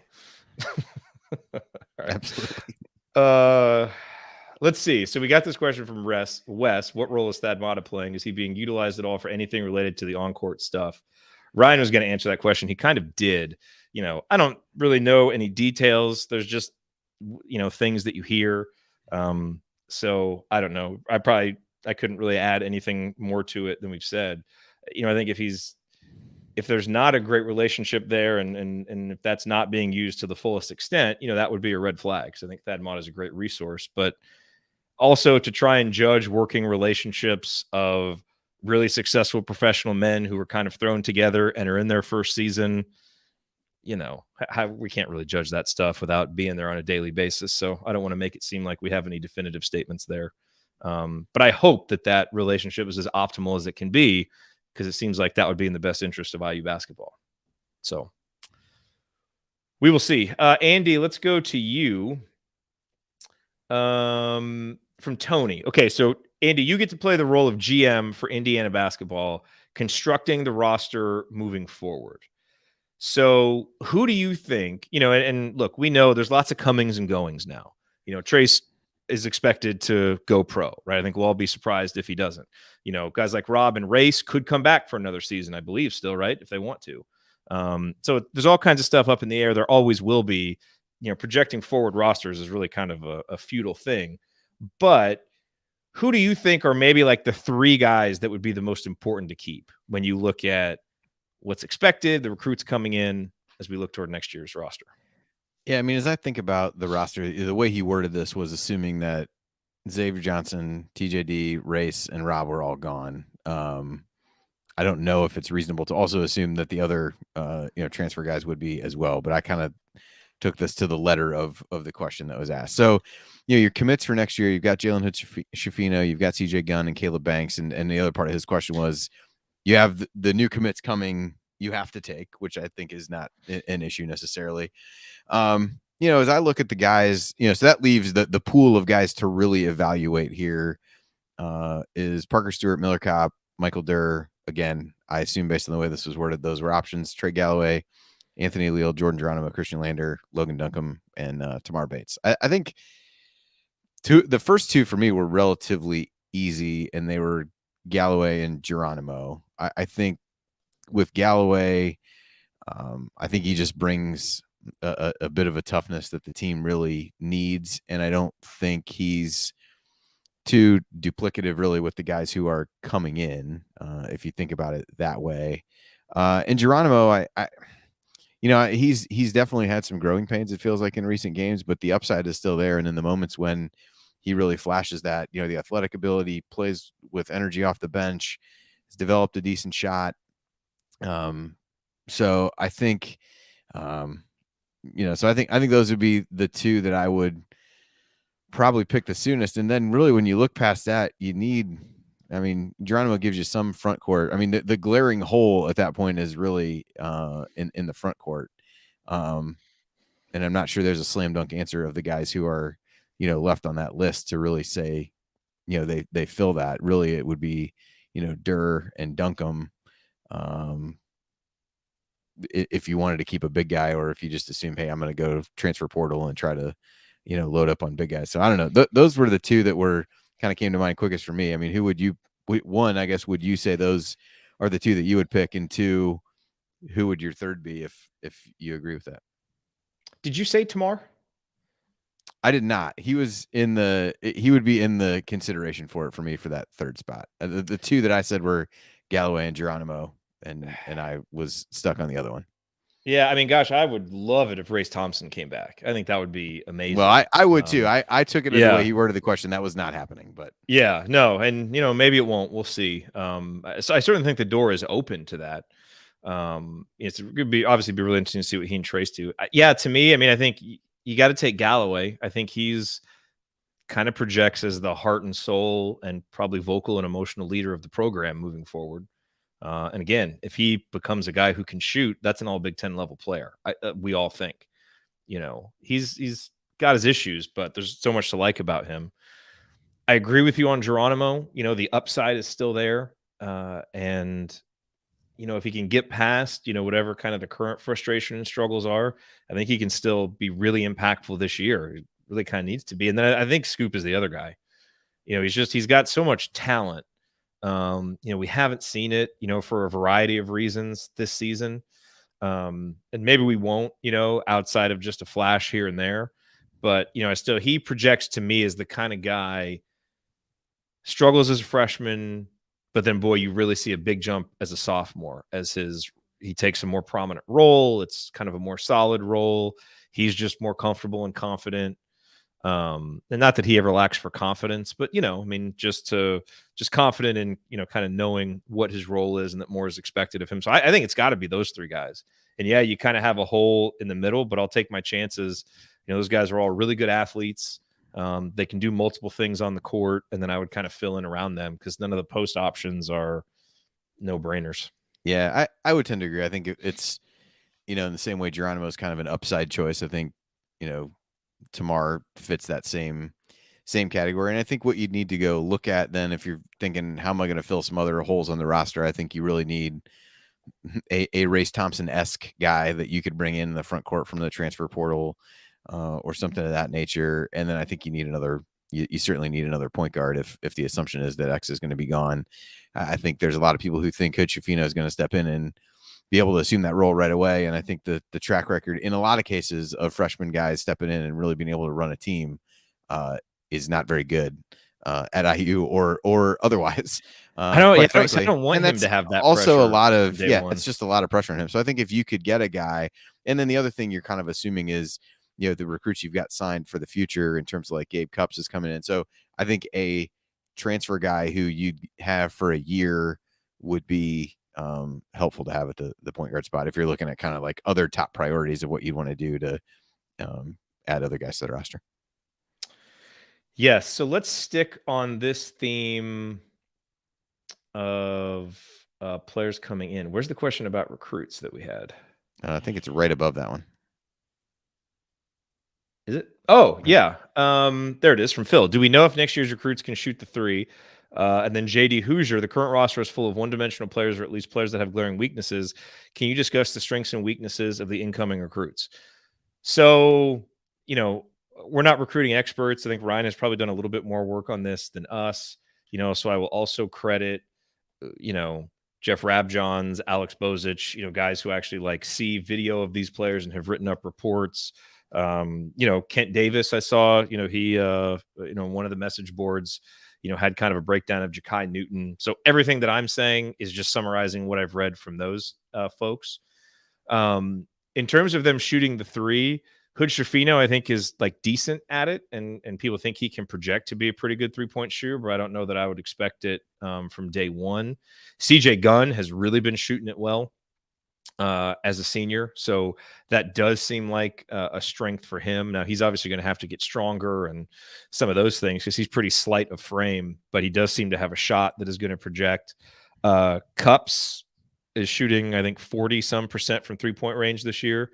And, Newton kind of has a developing shot, that most people seem to think, can develop into an adequate outside shooter. But he's also a really, really hard worker. But his game is more defense, athleticism, kind of slashing right now. And Caleb Banks is a guy who has been able to step out and face the basket too. And I think is really kind of the model of the big that Mike Woodson is going to want. Not as much of a back to the basket type, but a guy who you can really extend out to the 3-point line. And Race Thompson is doing it some, but Caleb Banks even more credible from an early age as a 3-point shooter. And in terms of the dimensions, I think that is again, we have to see what all these guys do, because you think back to how we talked about some of the current players, and we were probably talking about their multi-dimensionality as high school players. But Hood Schifino, again, by all accounts, is kind of like really good at everything. Does maybe is not elite at any one thing, but is just good at everything. Has a mid-range game, can finish inside, good passer, good defender, good leader. That's why, he's ranked anywhere between 8th to 25th in the country. Gunn, same thing. He's a 3-level shooter, going to have to get better on defense, maybe, and as a creator, but, seems to be a relatively versatile scorer. And then Cups and Newton really project as, kind of versatile guards. Cups a good enough catch and shoot guy that he could play off the ball, but also a really good passer. Newton probably never going to be your primary ball handler, but is versatile in the sense that he could probably guard from a 2 to a 4. Similar to how AJ Moye used to, because he was athletic and physical. I think Newton, might be able to do some of those things. And then Banks, have to see what he is as a defensive player, but because of his ability to shoot, could probably play anywhere from 3 to small ball 5, depending on how he projects. And that's kind of like what Tamar Bates projected forward as, and I think has shown us flashes of being that guy. So it really does seem like Mike Woodson, while he's, and again, this is one of the reasons why I'm making myself not make too many judgments this year with what Mike Woodson has to work with, because I think he's got a lot more one-dimensional players this year than he's ideally going to have moving forward. And he certainly seems to run an offense that is, assumes that his players maybe have more dimensions than they do. But that's what I'd say. I think all these guys project to have that, but we're going to have to see what happens when they actually get on campus and they go against the faster speed of college basketball. Yeah, I don't really have anything to add from a recruiting standpoint. I think you can start to just see, and again, this might not be reason to circle back to our prior conversation, but I think what you don't see is Woodson recruiting a true like back to the basket post guy, and maybe that contributes to not being able to make adjustments offensively that we might have expected this year. I don't think that excuses it. I know that doesn't excuse it by any means. You got to kind of make the best of what you got, but definitely doesn't feel like the kind of guy who they're really going after from a big standpoint is what they have a lot of this year. Yeah, I mean, even Duncombe is a guy. I mean, he'll play with his back to the basket, but he's got some ability to step out and shoot. A little bit of range, good passer. Yeah. All right, Andy, I know you've got about 10 minutes left, so let's get to the questions that we had earmarked for you here from Jeff. So we can always keep some of these too. They're not none of them are necessarily super time sensitive. So that's true. That is true. Yeah, whichever one you want to do is fine. Stipulating that we always have the best version of a player in mind when he's injured and not able to play, I still think the Wisconsin game is a win if Rob Finney plays. Even if the can't hit the broadside of a barn with a coal shovel shooter shows up. Wow, now there's a description. Apologies to Mrs. Finney if she's reading or if she's listening. With X and Rob in the game, I don't think Davis has his way with us down the stretch. How big of a loss is Finney to the team in the last few games, and what impact can he have if he gets back on the floor against Ohio State? I would not hold out hope for that, by the way. Yeah, it's an interesting question because I don't know.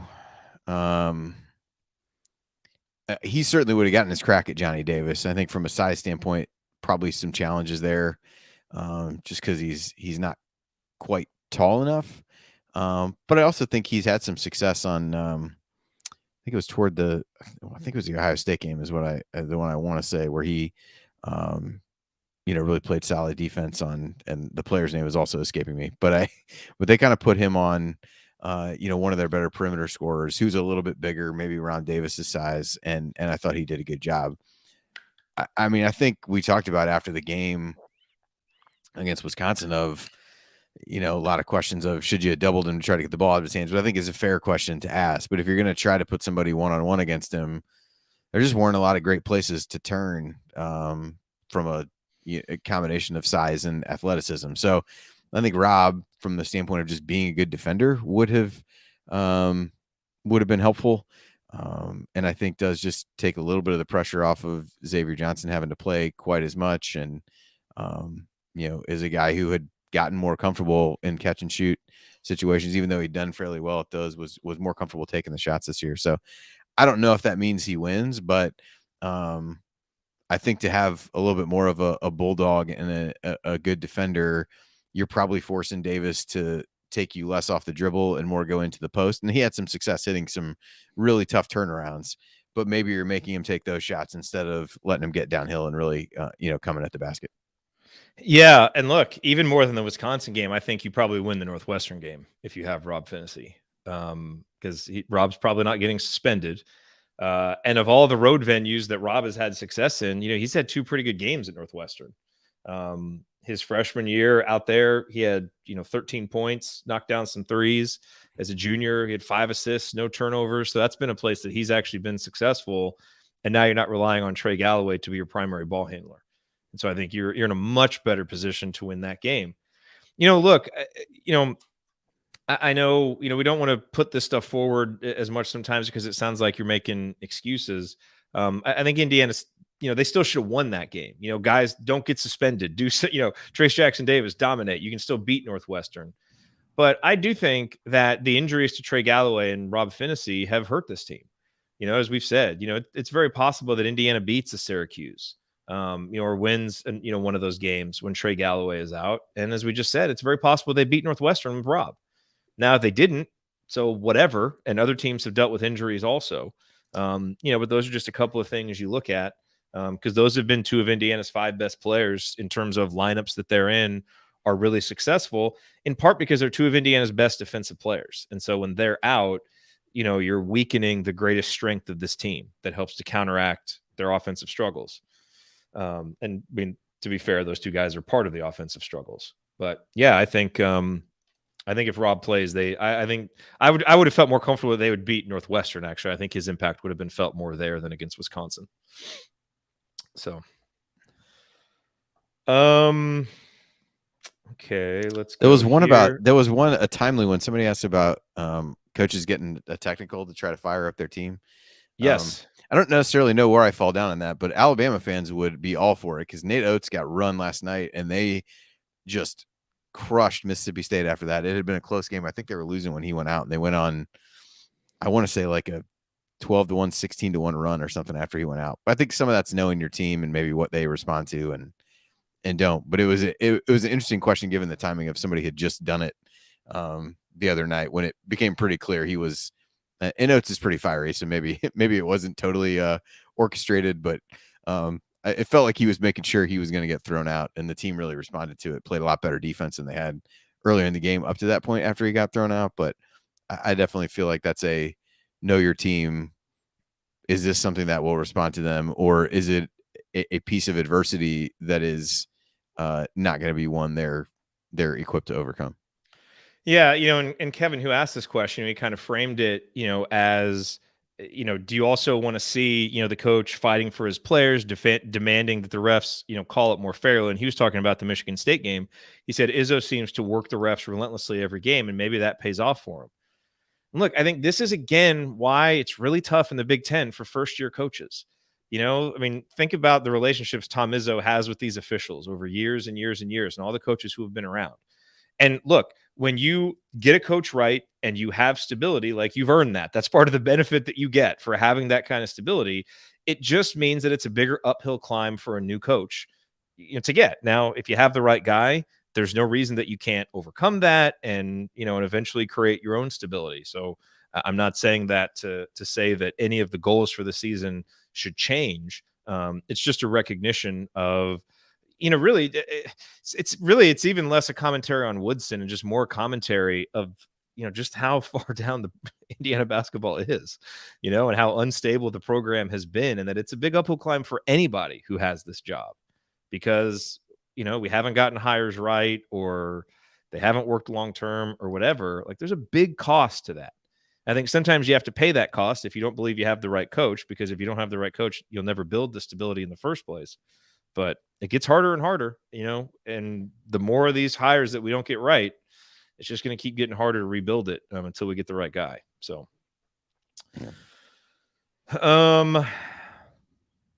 With a slew of recent upsets and some programs surging and some waning, what is your current Big Ten power rankings, Andy? I'm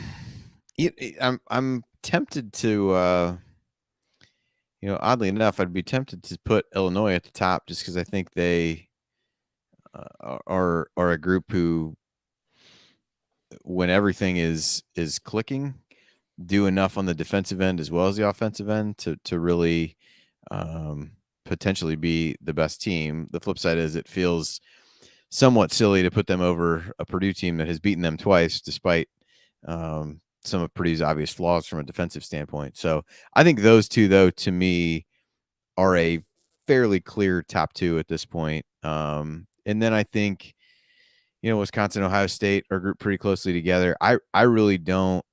I think Rutgers at this point, you'd have to, if you're basing on how teams are playing right now, would be kind of right there in that second tier. Ohio State's a little bit odd. They just missed some of their games due to, there was weather, there was COVID stuff. I just feel like I haven't been able to watch them get into a rhythm quite enough, but certainly playing the way they did at Michigan last Saturday, given the momentum that Michigan had, was really impressive. EJ Liddell is obviously an incredibly solid player.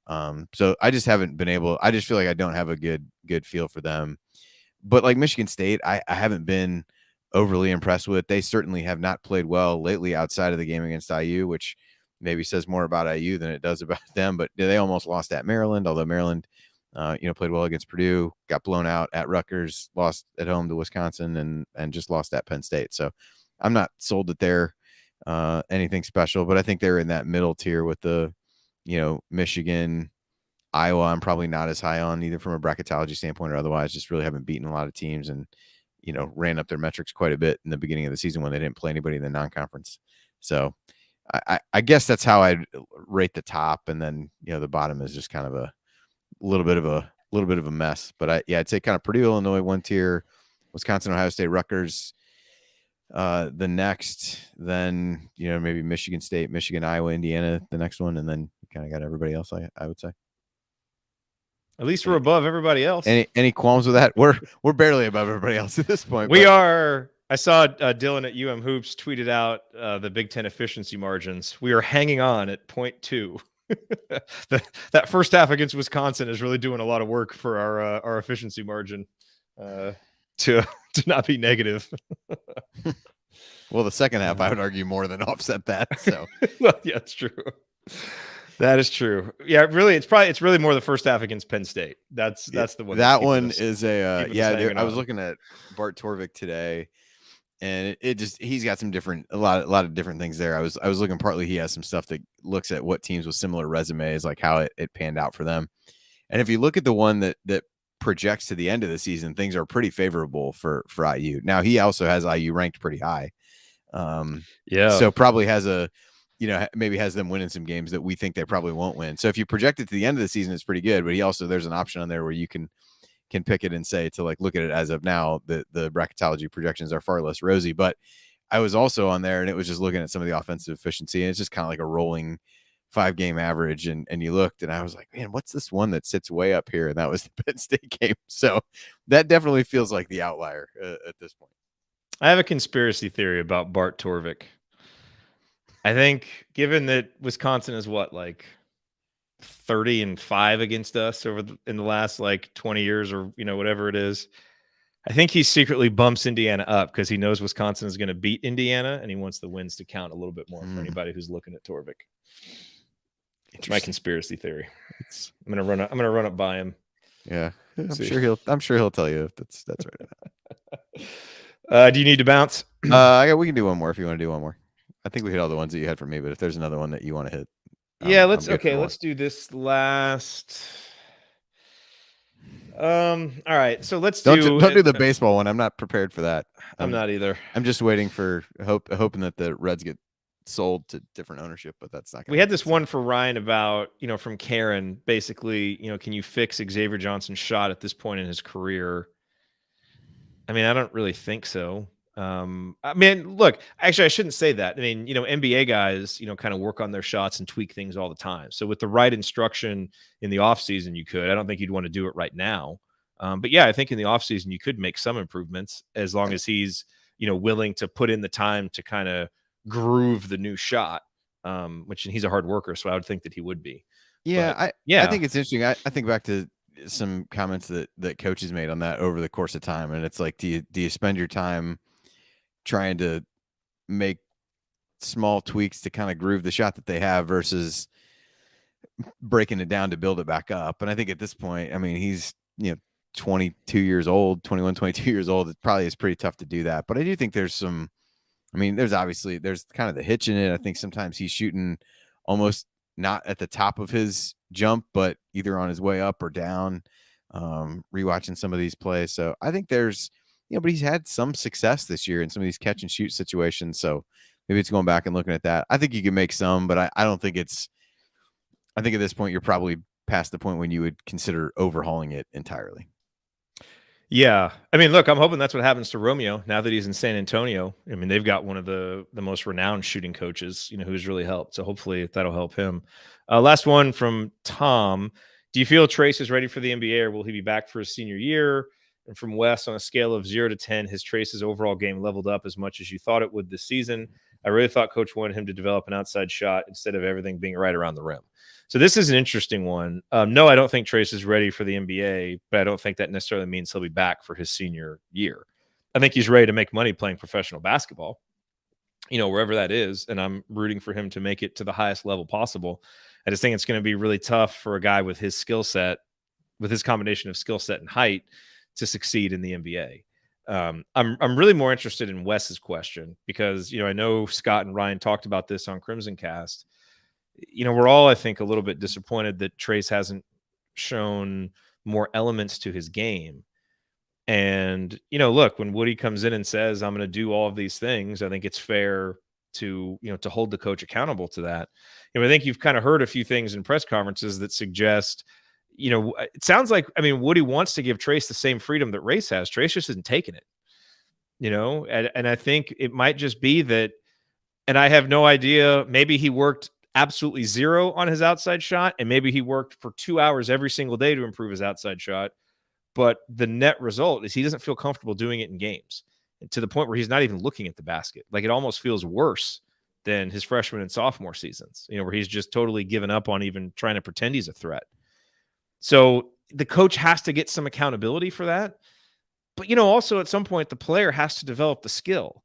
And if the player isn't comfortable doing it in games, which Race is, even as Race was missing shots, he kept shooting and has gotten more comfortable. And now he's hitting a lot more. And Trace just, again, for whatever reason, and we don't see him in practice, so I don't know where his shot is. He just doesn't even seem willing to even start getting the game reps with it. And I think that's got to be shared responsibility. I don't know where to weight it because we don't know how much. But either way, it's a big disappointment because this team would look a lot differently if he could, make a 15-footer or, be even remotely credible from outside. And right now, teams just he doesn't look at the basket and teams just sag completely off of him. Yeah, it's actually, it feels weird to not really be able to answer the question very well because he hasn't done it enough to say that he hasn't developed it. You're left to assume that he hasn't done it enough because he doesn't trust himself enough to do it in the game. And maybe he's, to your point, that's where the insight on, if he's taken 4 jumpers a game, you have a pretty good idea of, hey, he's gotten better at this or he hasn't, but he's not even taking 1 a game typically. And any of the 3-pointers he's taken have really been like late shot clock or end of half situation, not really in the flow of anything. And even the other, kind of shots he's taken where he stepped out, the ones he's hit that come to mind are more in the early part of the non-conference games when there's really low pressure situations and different things like that. Maybe I'm sure he didn't even have an elbow jumper, Yeah. Well, and I think that other teams are just not guarding that. And at some point you almost have to take it just to keep him honest. But yeah, I think his hesitance to do it would, like I said, it either suggests that hasn't developed, or at the very least, it hasn't developed to a point where he's confident enough to do it in a game. And nothing else really matters if he's not confident enough to do it in a game, whether he's worked on it or whether he hasn't. It really doesn't matter if he's not going to do it in the game.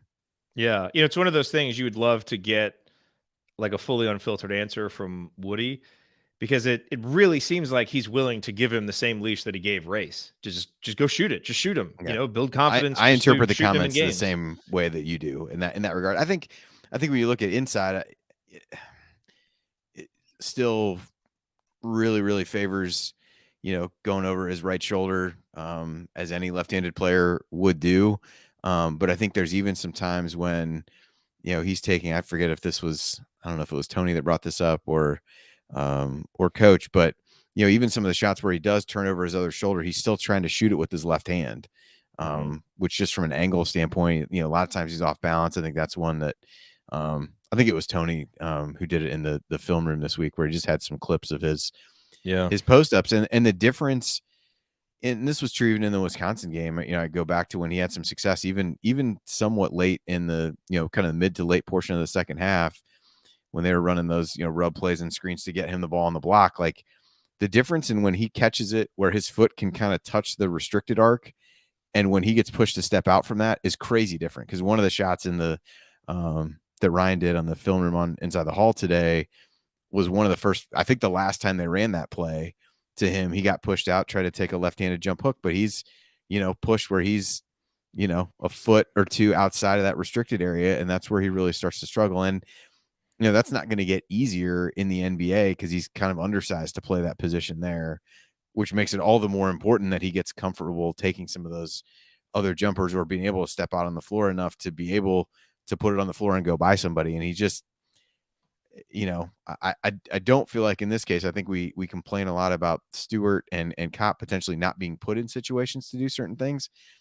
I feel like he's been in situations where he could display some of those skills and has, for whatever reason, not attempted them. Yeah. Well, time's running out, Trace. So if you've been sandbagging,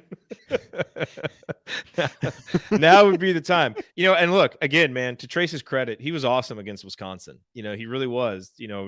They put him in some good positions in the first half, and he made post-ups work in the second half. And if Indiana is going to make anything happen over these last 5 games, he's got to be awesome. He just does. As limited as his skill set is, he's got to find ways to be awesome. And he can do it with energy and by being more athletic and just, even on a night when some of those post-ups aren't falling, if he can get offensive rebounds, if he can run the floor, if he can do some of those things to create offense, he's just got to. That Northwestern game was a real missed opportunity because it felt like a game, even against a team that plays decent interior defense, where you just got to make something happen. And so if the Wisconsin game, it may just, be kind of a one-night thing, because we've seen that happen from Trace before. But if he's ready, if that's a sign of things to come down the stretch, Indiana's got a chance to make something happen here over these last few games. If it's not, obviously it's going to be really, really hard. All right. Well, Andy, thanks for being here. Yeah. And thank you to everybody who is here live. All right, let's get to Jeff's question real quick about baseball. Who you got? I honestly have no idea who's good. White Sox and Reds. Just go with them. I know one of those is not a good choice. I can't speak to the other, but I know one of them is not a good choice. I don't know anything about baseball anymore. All right, that is going to do it for us on this week's edition of the Assembly Call. If you want to see us do the show live, join us at assemblycall.com on Thursday nights for the live broadcast of our Assembly Call radio recording. Thank you to Bob Thompson for producing the music, and thanks to John Ringer of Riggs Design for designing our logos. And as always, thank you for listening. We will talk to you guys on Monday after IU Ohio State. And until then, take it from me, native Hoosier Mark Titus. Keep your elbows in and your eyes on the rim. And go Hoosiers.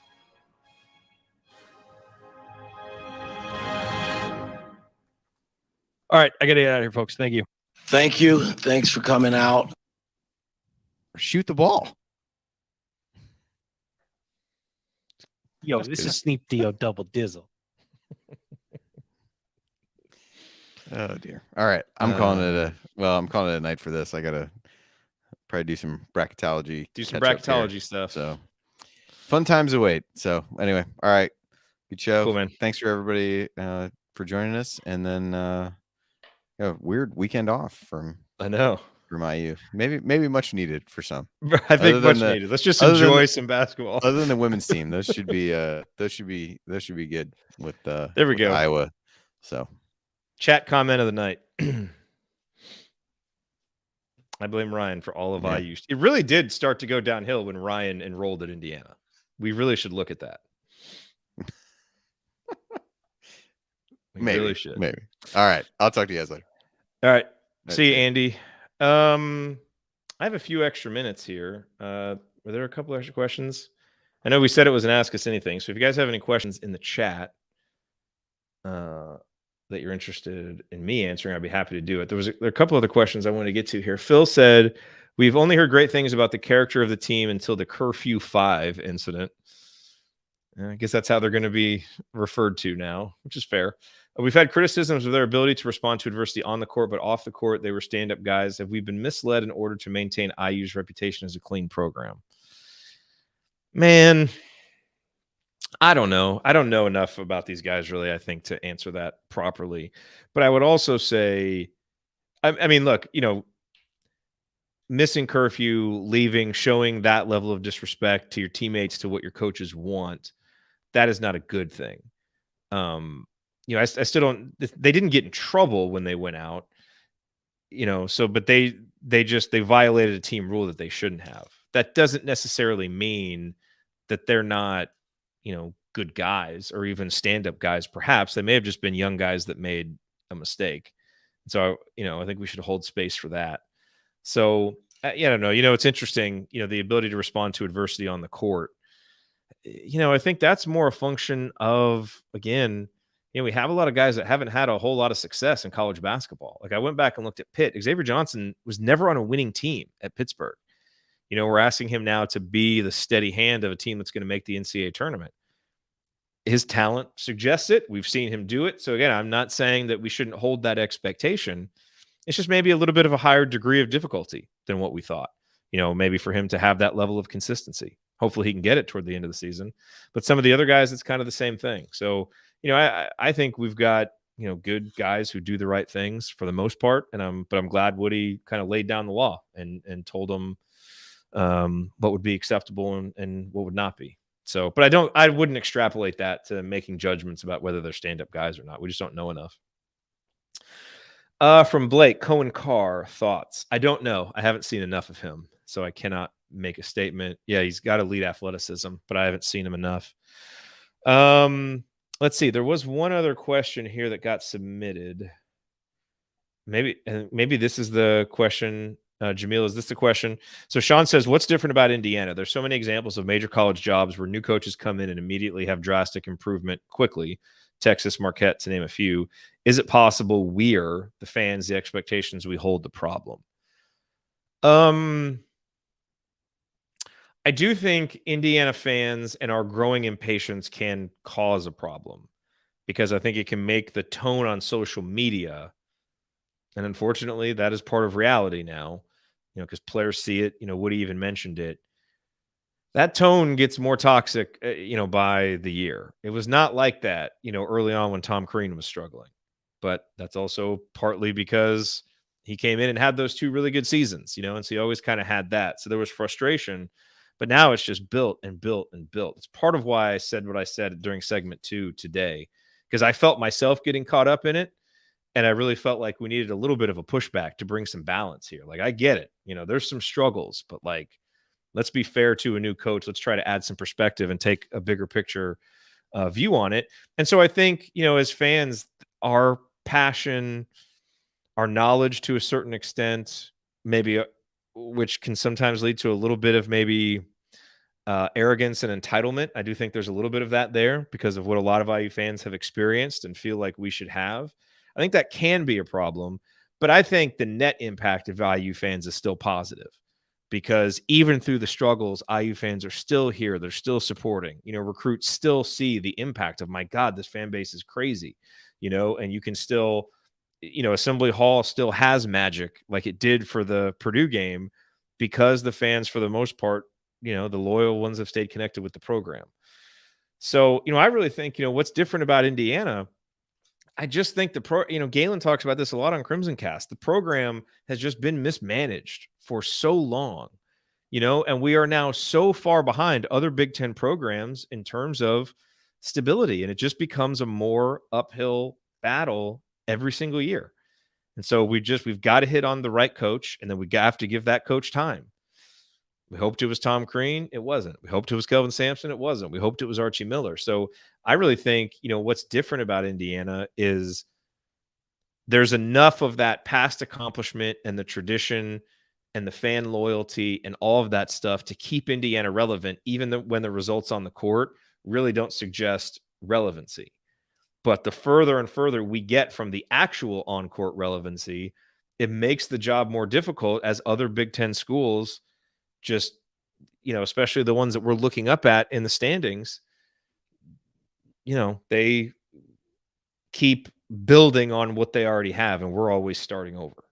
At some point, we have to not start over and have a guy who's here like Mac Painter has been for 17 years, or get to year 5 or 6 or 7 with a trajectory that's pointing up and showing some consistency. And we just haven't, for whatever reason. But I think most of it just goes to a lot of mismanagement of the program and some hires that didn't end up being right.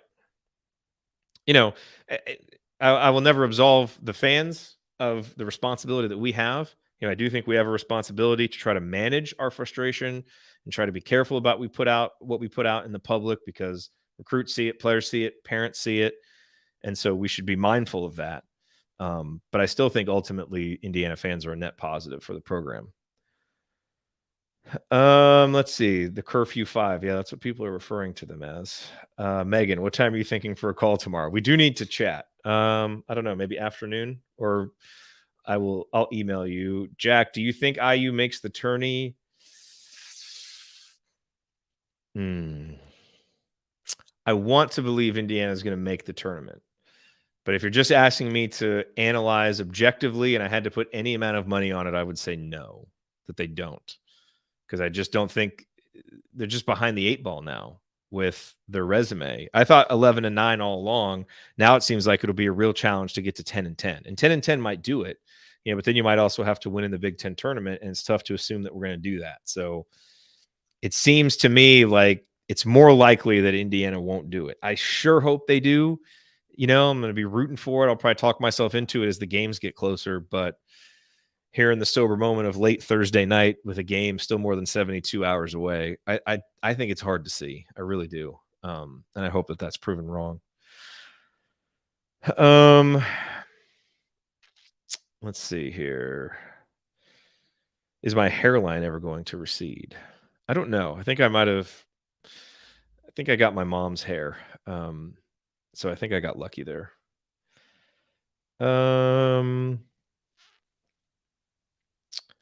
Let's see. As Megan says, as a reminder, at one point we had guys basically running over a teammate with a car. Curfew violation is not great, but also not horrific. Yeah, and who knows? I mean, if other stuff has been going on, we don't know about it. So it's hard to I just feel like it's really hard to judge that. Yeah, Joel, never forget the Samson players. Oh, yes. Anything else here? Yeah, as Coach says, the IU issue is hiring coaches that did not work out. I mean, it really is, because every time that you have to start over, and it's always, I guess, easy in hindsight, because we all like the Archie hire. Everybody liked the Archie hire. Gary Parrish, said he couldn't even fathom how it wouldn't work, and yet it didn't. And in hindsight, it kind of seems obvious why it didn't. Right? Everything always seems more obvious in hindsight. But at the end of the day, you just have to get those hires right. And, excuse making, explaining it away, all that stuff. You just have to get it right at some point or make it work. And Indiana just hasn't been able to do that. And that's why we are where we are.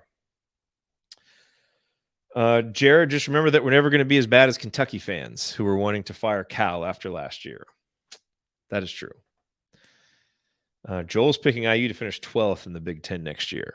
I disagree with that. I'm actually we have to see the roster. But I have some optimism about what Indiana can do next year, depending on who's back. But I think, to me, Race Thompson is the most important guy. If Race comes back, I think we can be better next year than we are this year. but a whole lot of variables that need to be determined before we even start thinking about that. How many of the fourth-year juniors come back next season? I don't know, man. I think I really think there's a chance Race comes back because I think it just makes sense. I think it might be appealing to him to kind of be the featured guy in Woody's system. I think you could really see him functioning well as a small ball 5, where Indiana has a lot more space to operate and not just someone parked on the block. I mean, he can do both things. And then you've got, a backup big and Duncombe and maybe someone else that you get in the transfer portal, for the matchups where you need them. But then, especially, I don't want to put too much pressure on Hood Schifino as a freshman. I would love to get X back as well. He's imperfect, but I think it would be helpful to at least have him there. So I've got some optimism about next season. If Race Thompson comes back, I think that would be really, really important. Yes, Matt Painter's been at Purdue for 17 years. It's crazy. And they were terrible his first year, in part because Gene Cady had obviously struggled. I think Purdue was 188th the year before Painter took over. And then he slowly but steadily built it up. He was much better in year 2 than year 1. A great dad moment recently. Oh gosh, that's a good one. A great dad moment. There's so many of them. For the first time, my son is a mama's boy. Like, he is a straight up mama's boy, which is totally cool. He's comfortable with his mama and he's got a great mama. So I totally understand why. So typically, if I'm in the room and she's in the room, he is lunging for her, right? Like, he wants to go to her. And for the first time, now he's cool with me. Like, if it's just the two of us, like, it's awesome. And he's actually more chill with me than he is with her. But for the first time the other day, she was holding him and he lunged for me. And I thought that was awesome. I was very excited about that because that doesn't usually happen. And my daughter got to be the star student in school last week, which she was extremely excited about. So they send like Mickey and Minnie home. It's really cool, actually. And they've got a little journal, and all the kids, like, they take pictures with the Mickey and Minnie dolls, like, on their adventures kind of throughout the weekend. So we were going and, doing different stuff with the Mickey and Minnie dolls. And then they get to kind of write a journal, but you get to go through and like look at what all the other kids do. So it's a really cool way to get to learn about your classmates. And then she got to do show and tell. So she had to get up in front of the class and explain why these items were important to her. So we were talking about that, and she was saying, she wasn't nervous. She just got up there and, told them about it. So that was really exciting. It was really fun to see her be so excited about it and then kind of involve the whole family in it. And then we were doing bedtime right before I came on the show, and my wife and my son, they were getting ready to walk out, and my daughter's like, family hug. And so we had this really awesome, group hug, and everybody's kind of like laughing and being silly. Those are the fun dad moments. I love that stuff. Last night, she woke me up at 1:30 and then at like 3:00 in the morning because she couldn't sleep. So I went and read her books. That's the stuff, man. I love that stuff. Those are great bonding moments.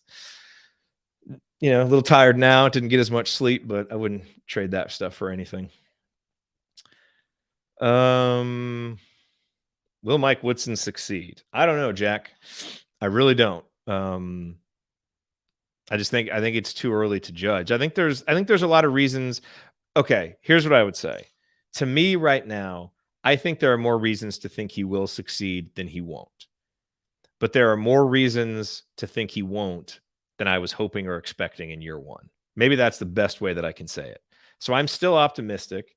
I think there are actual things you can point to, like the defense improving and the culture stuff and some recruiting stuff, to really like hard stuff to grasp onto, where it's like, okay, we turned some important things around and they're getting better. But some of the other stuff, I wasn't expecting to kind of feel this concerned about in year 1.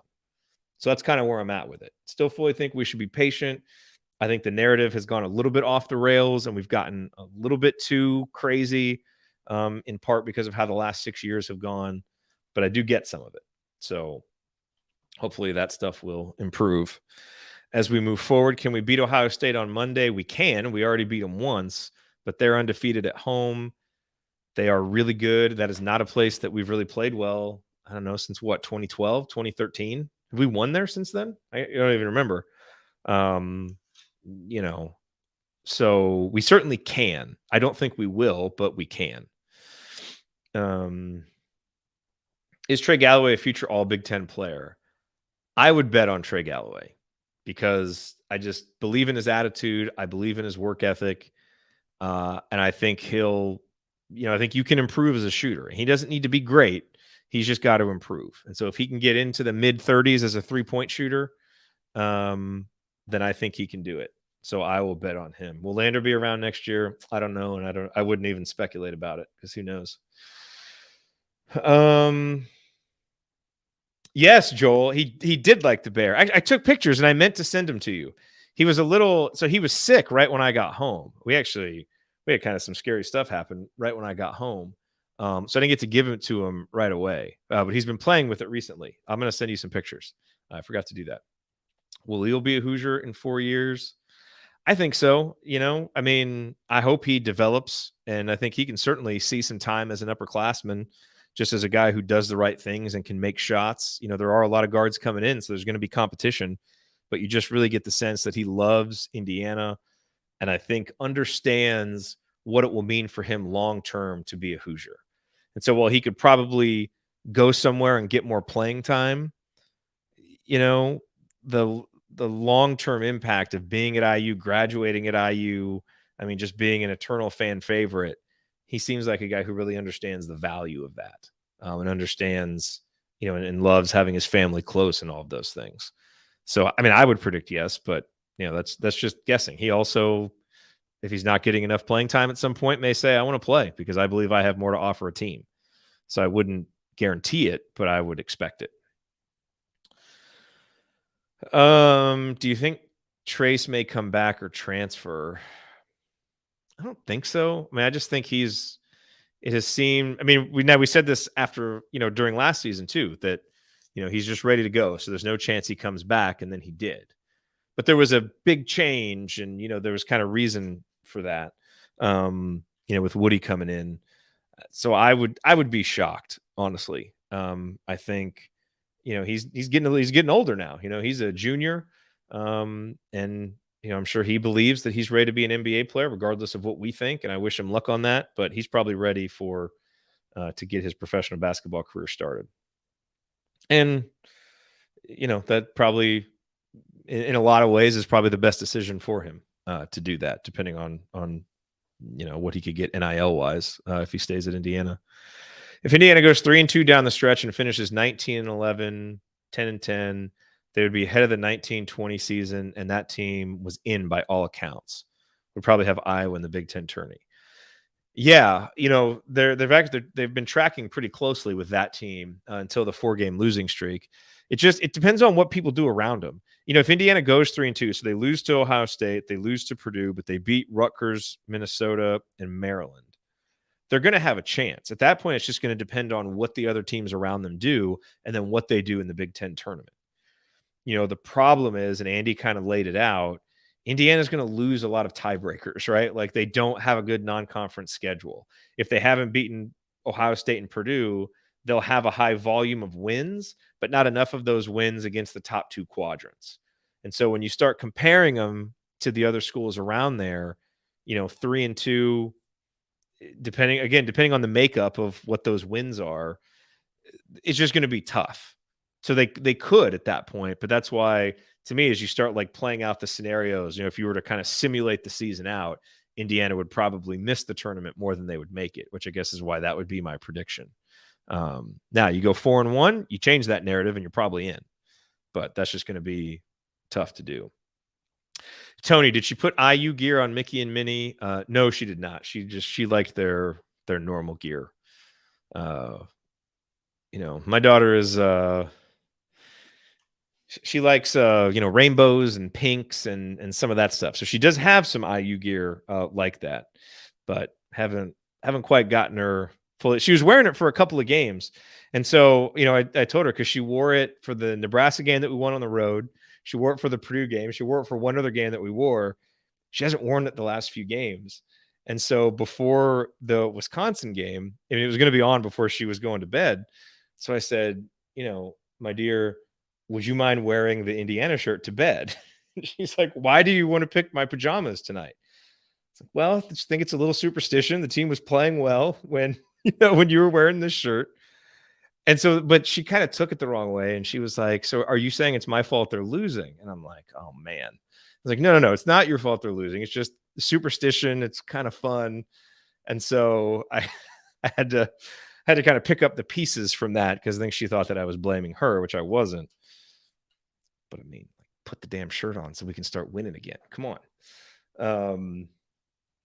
This is getting serious here. So I'm going to try my best to get that shirt on her, but she's not a huge fan of the way that it fits. She likes dresses that really fit well. She's very particular about what she wears, but I just got to work on her more. Will Bates progressively get better, or will it be a switch that suddenly flips on? That's a good question. I mean, it seems like he's dealt with a lot this season. By all accounts, just with, family member passing away and, different things that have gone on, his role kind of, changing. So, I think it makes some sense why he's perhaps struggled to adapt more as a freshman than we would have expected. I don't think that should change the long-term projection for what he can be. And we've still seen it in flashes. So I wouldn't I don't know, maybe that switch flips on toward the end of the season. It'd be awesome if it did, because he could change the trajectory of what Indiana's doing down the stretch. If the switch just flipped on, that'd be great. But I feel like more he might pop up for another game or two this season. But then as next season starts, we're like, whoa, that guy's a lot better. Because that happens sometimes, freshman to sophomore. That I think is probably more likely. So the switch flips on, but it is like all off season into next season, and then it kind of seems like a new guy. These are great questions. Thank you. Is Woodson keeping the seat warm for Fife? Not sure they see him as long-term. Love Dane. Yeah, I mean, Dane Fife has done a lot for Indiana basketball. I like Dane too. I really don't think he's keeping the seat warm for Fife. I mean, Fife his comments in the preseason seem to think that. And I would certainly think that he would get the opportunity to do that. But I don't know. I guess that's the best way that I can answer that. I don't know, because I think so much of it will depend on, okay, now that he's here as an assistant, what is the impact that he has? What are the relationships that he develops with people internally in the program? Are he and Woody so close that, Woody's ready to say, like, this is the guy that I want to take over? Because if this thing goes according to plan, Woody is here for as long as he can be. I mean, he's in his mid-60s, so maybe 5 to 10 years, and things go so well that he's kind of able to name his successor. That would be the ideal situation. So then at that point, what is their relationship like? Is Dane still here? So, but I don't think, I don't think Woody sees it as him keeping the seat warm for Fife, I guess, is the thing that I would say. But I have such limited knowledge on what's actually going on there. So take everything that I just said with a grain of salt, because I really don't know. Favorite Office character?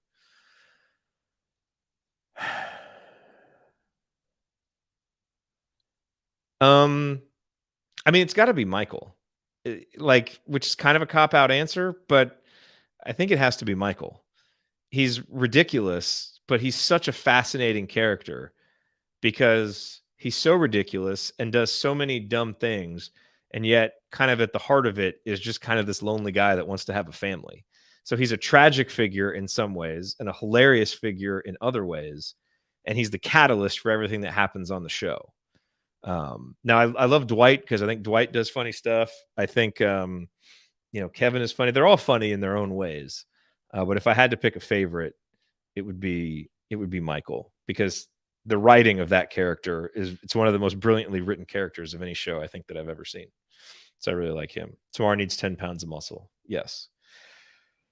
Ryan said in chat earlier that there were troubles happening with Dane and recruits. I can't speak to that stuff. I don't really know any of those things. So I would not be able to speak on that stuff. Are we surprised by some of these in-game coaching decisions with Thad in the mix? I don't know, because I don't know what that relationship is or how much input Thad has. So it's tough to say.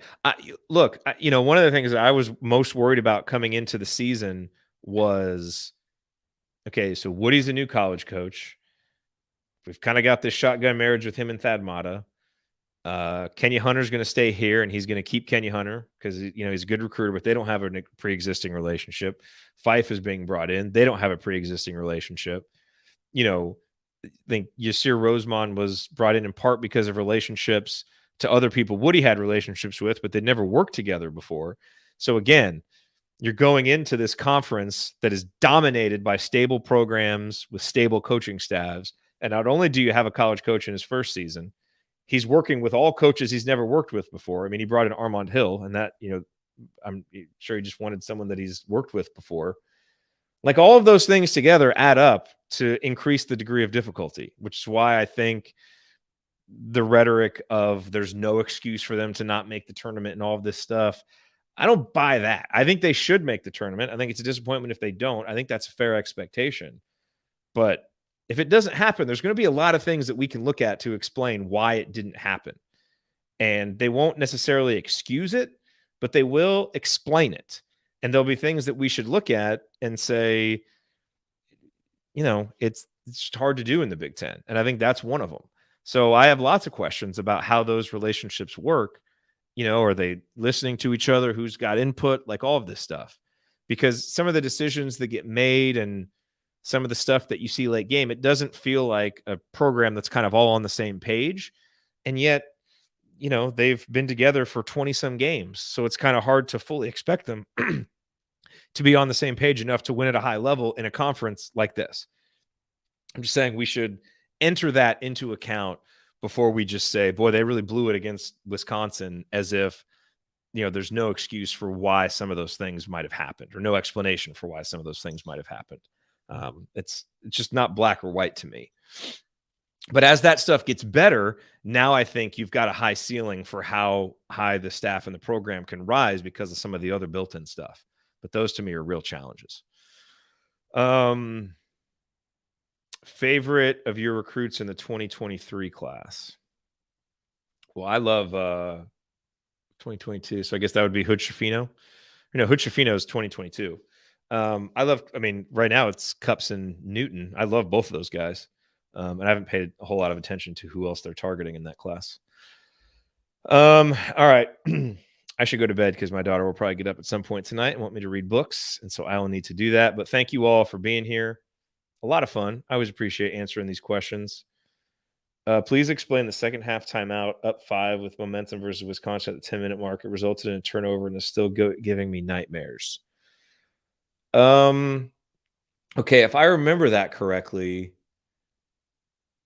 well, I don't remember being that concerned with it in the moment. I remember being surprised because Woody hasn't seemed to be one to take timeouts at those moments. But I don't recall. I mean, look, Indiana's actually been pretty good out of timeouts.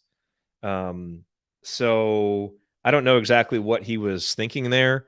But I don't know. In the moment, it didn't bother me that much. Clearly, it was a turnover afterwards, so they didn't execute out of it. But I actually think that there's more instances of times where I've wondered why Woody didn't take a timeout at a certain point. And maybe you're right. Maybe at that point it was, we had the momentum and he shouldn't have. I guess I would have to go review that quicker. I just don't recall being too concerned about it in the moment. All right. I'll say goodbye for like the 10th time now tonight. But thanks for being here, everybody. And we will talk to you guys Monday. Oh, and listen to Crimson Cast. Good episode good chat between Scott and Tony. Good chat then between Scott and Ryan. But 2 really good episodes. We love those guys at Crimson Cast. Support them, subscribe to them. They do good work. And we will talk to you guys on Monday night.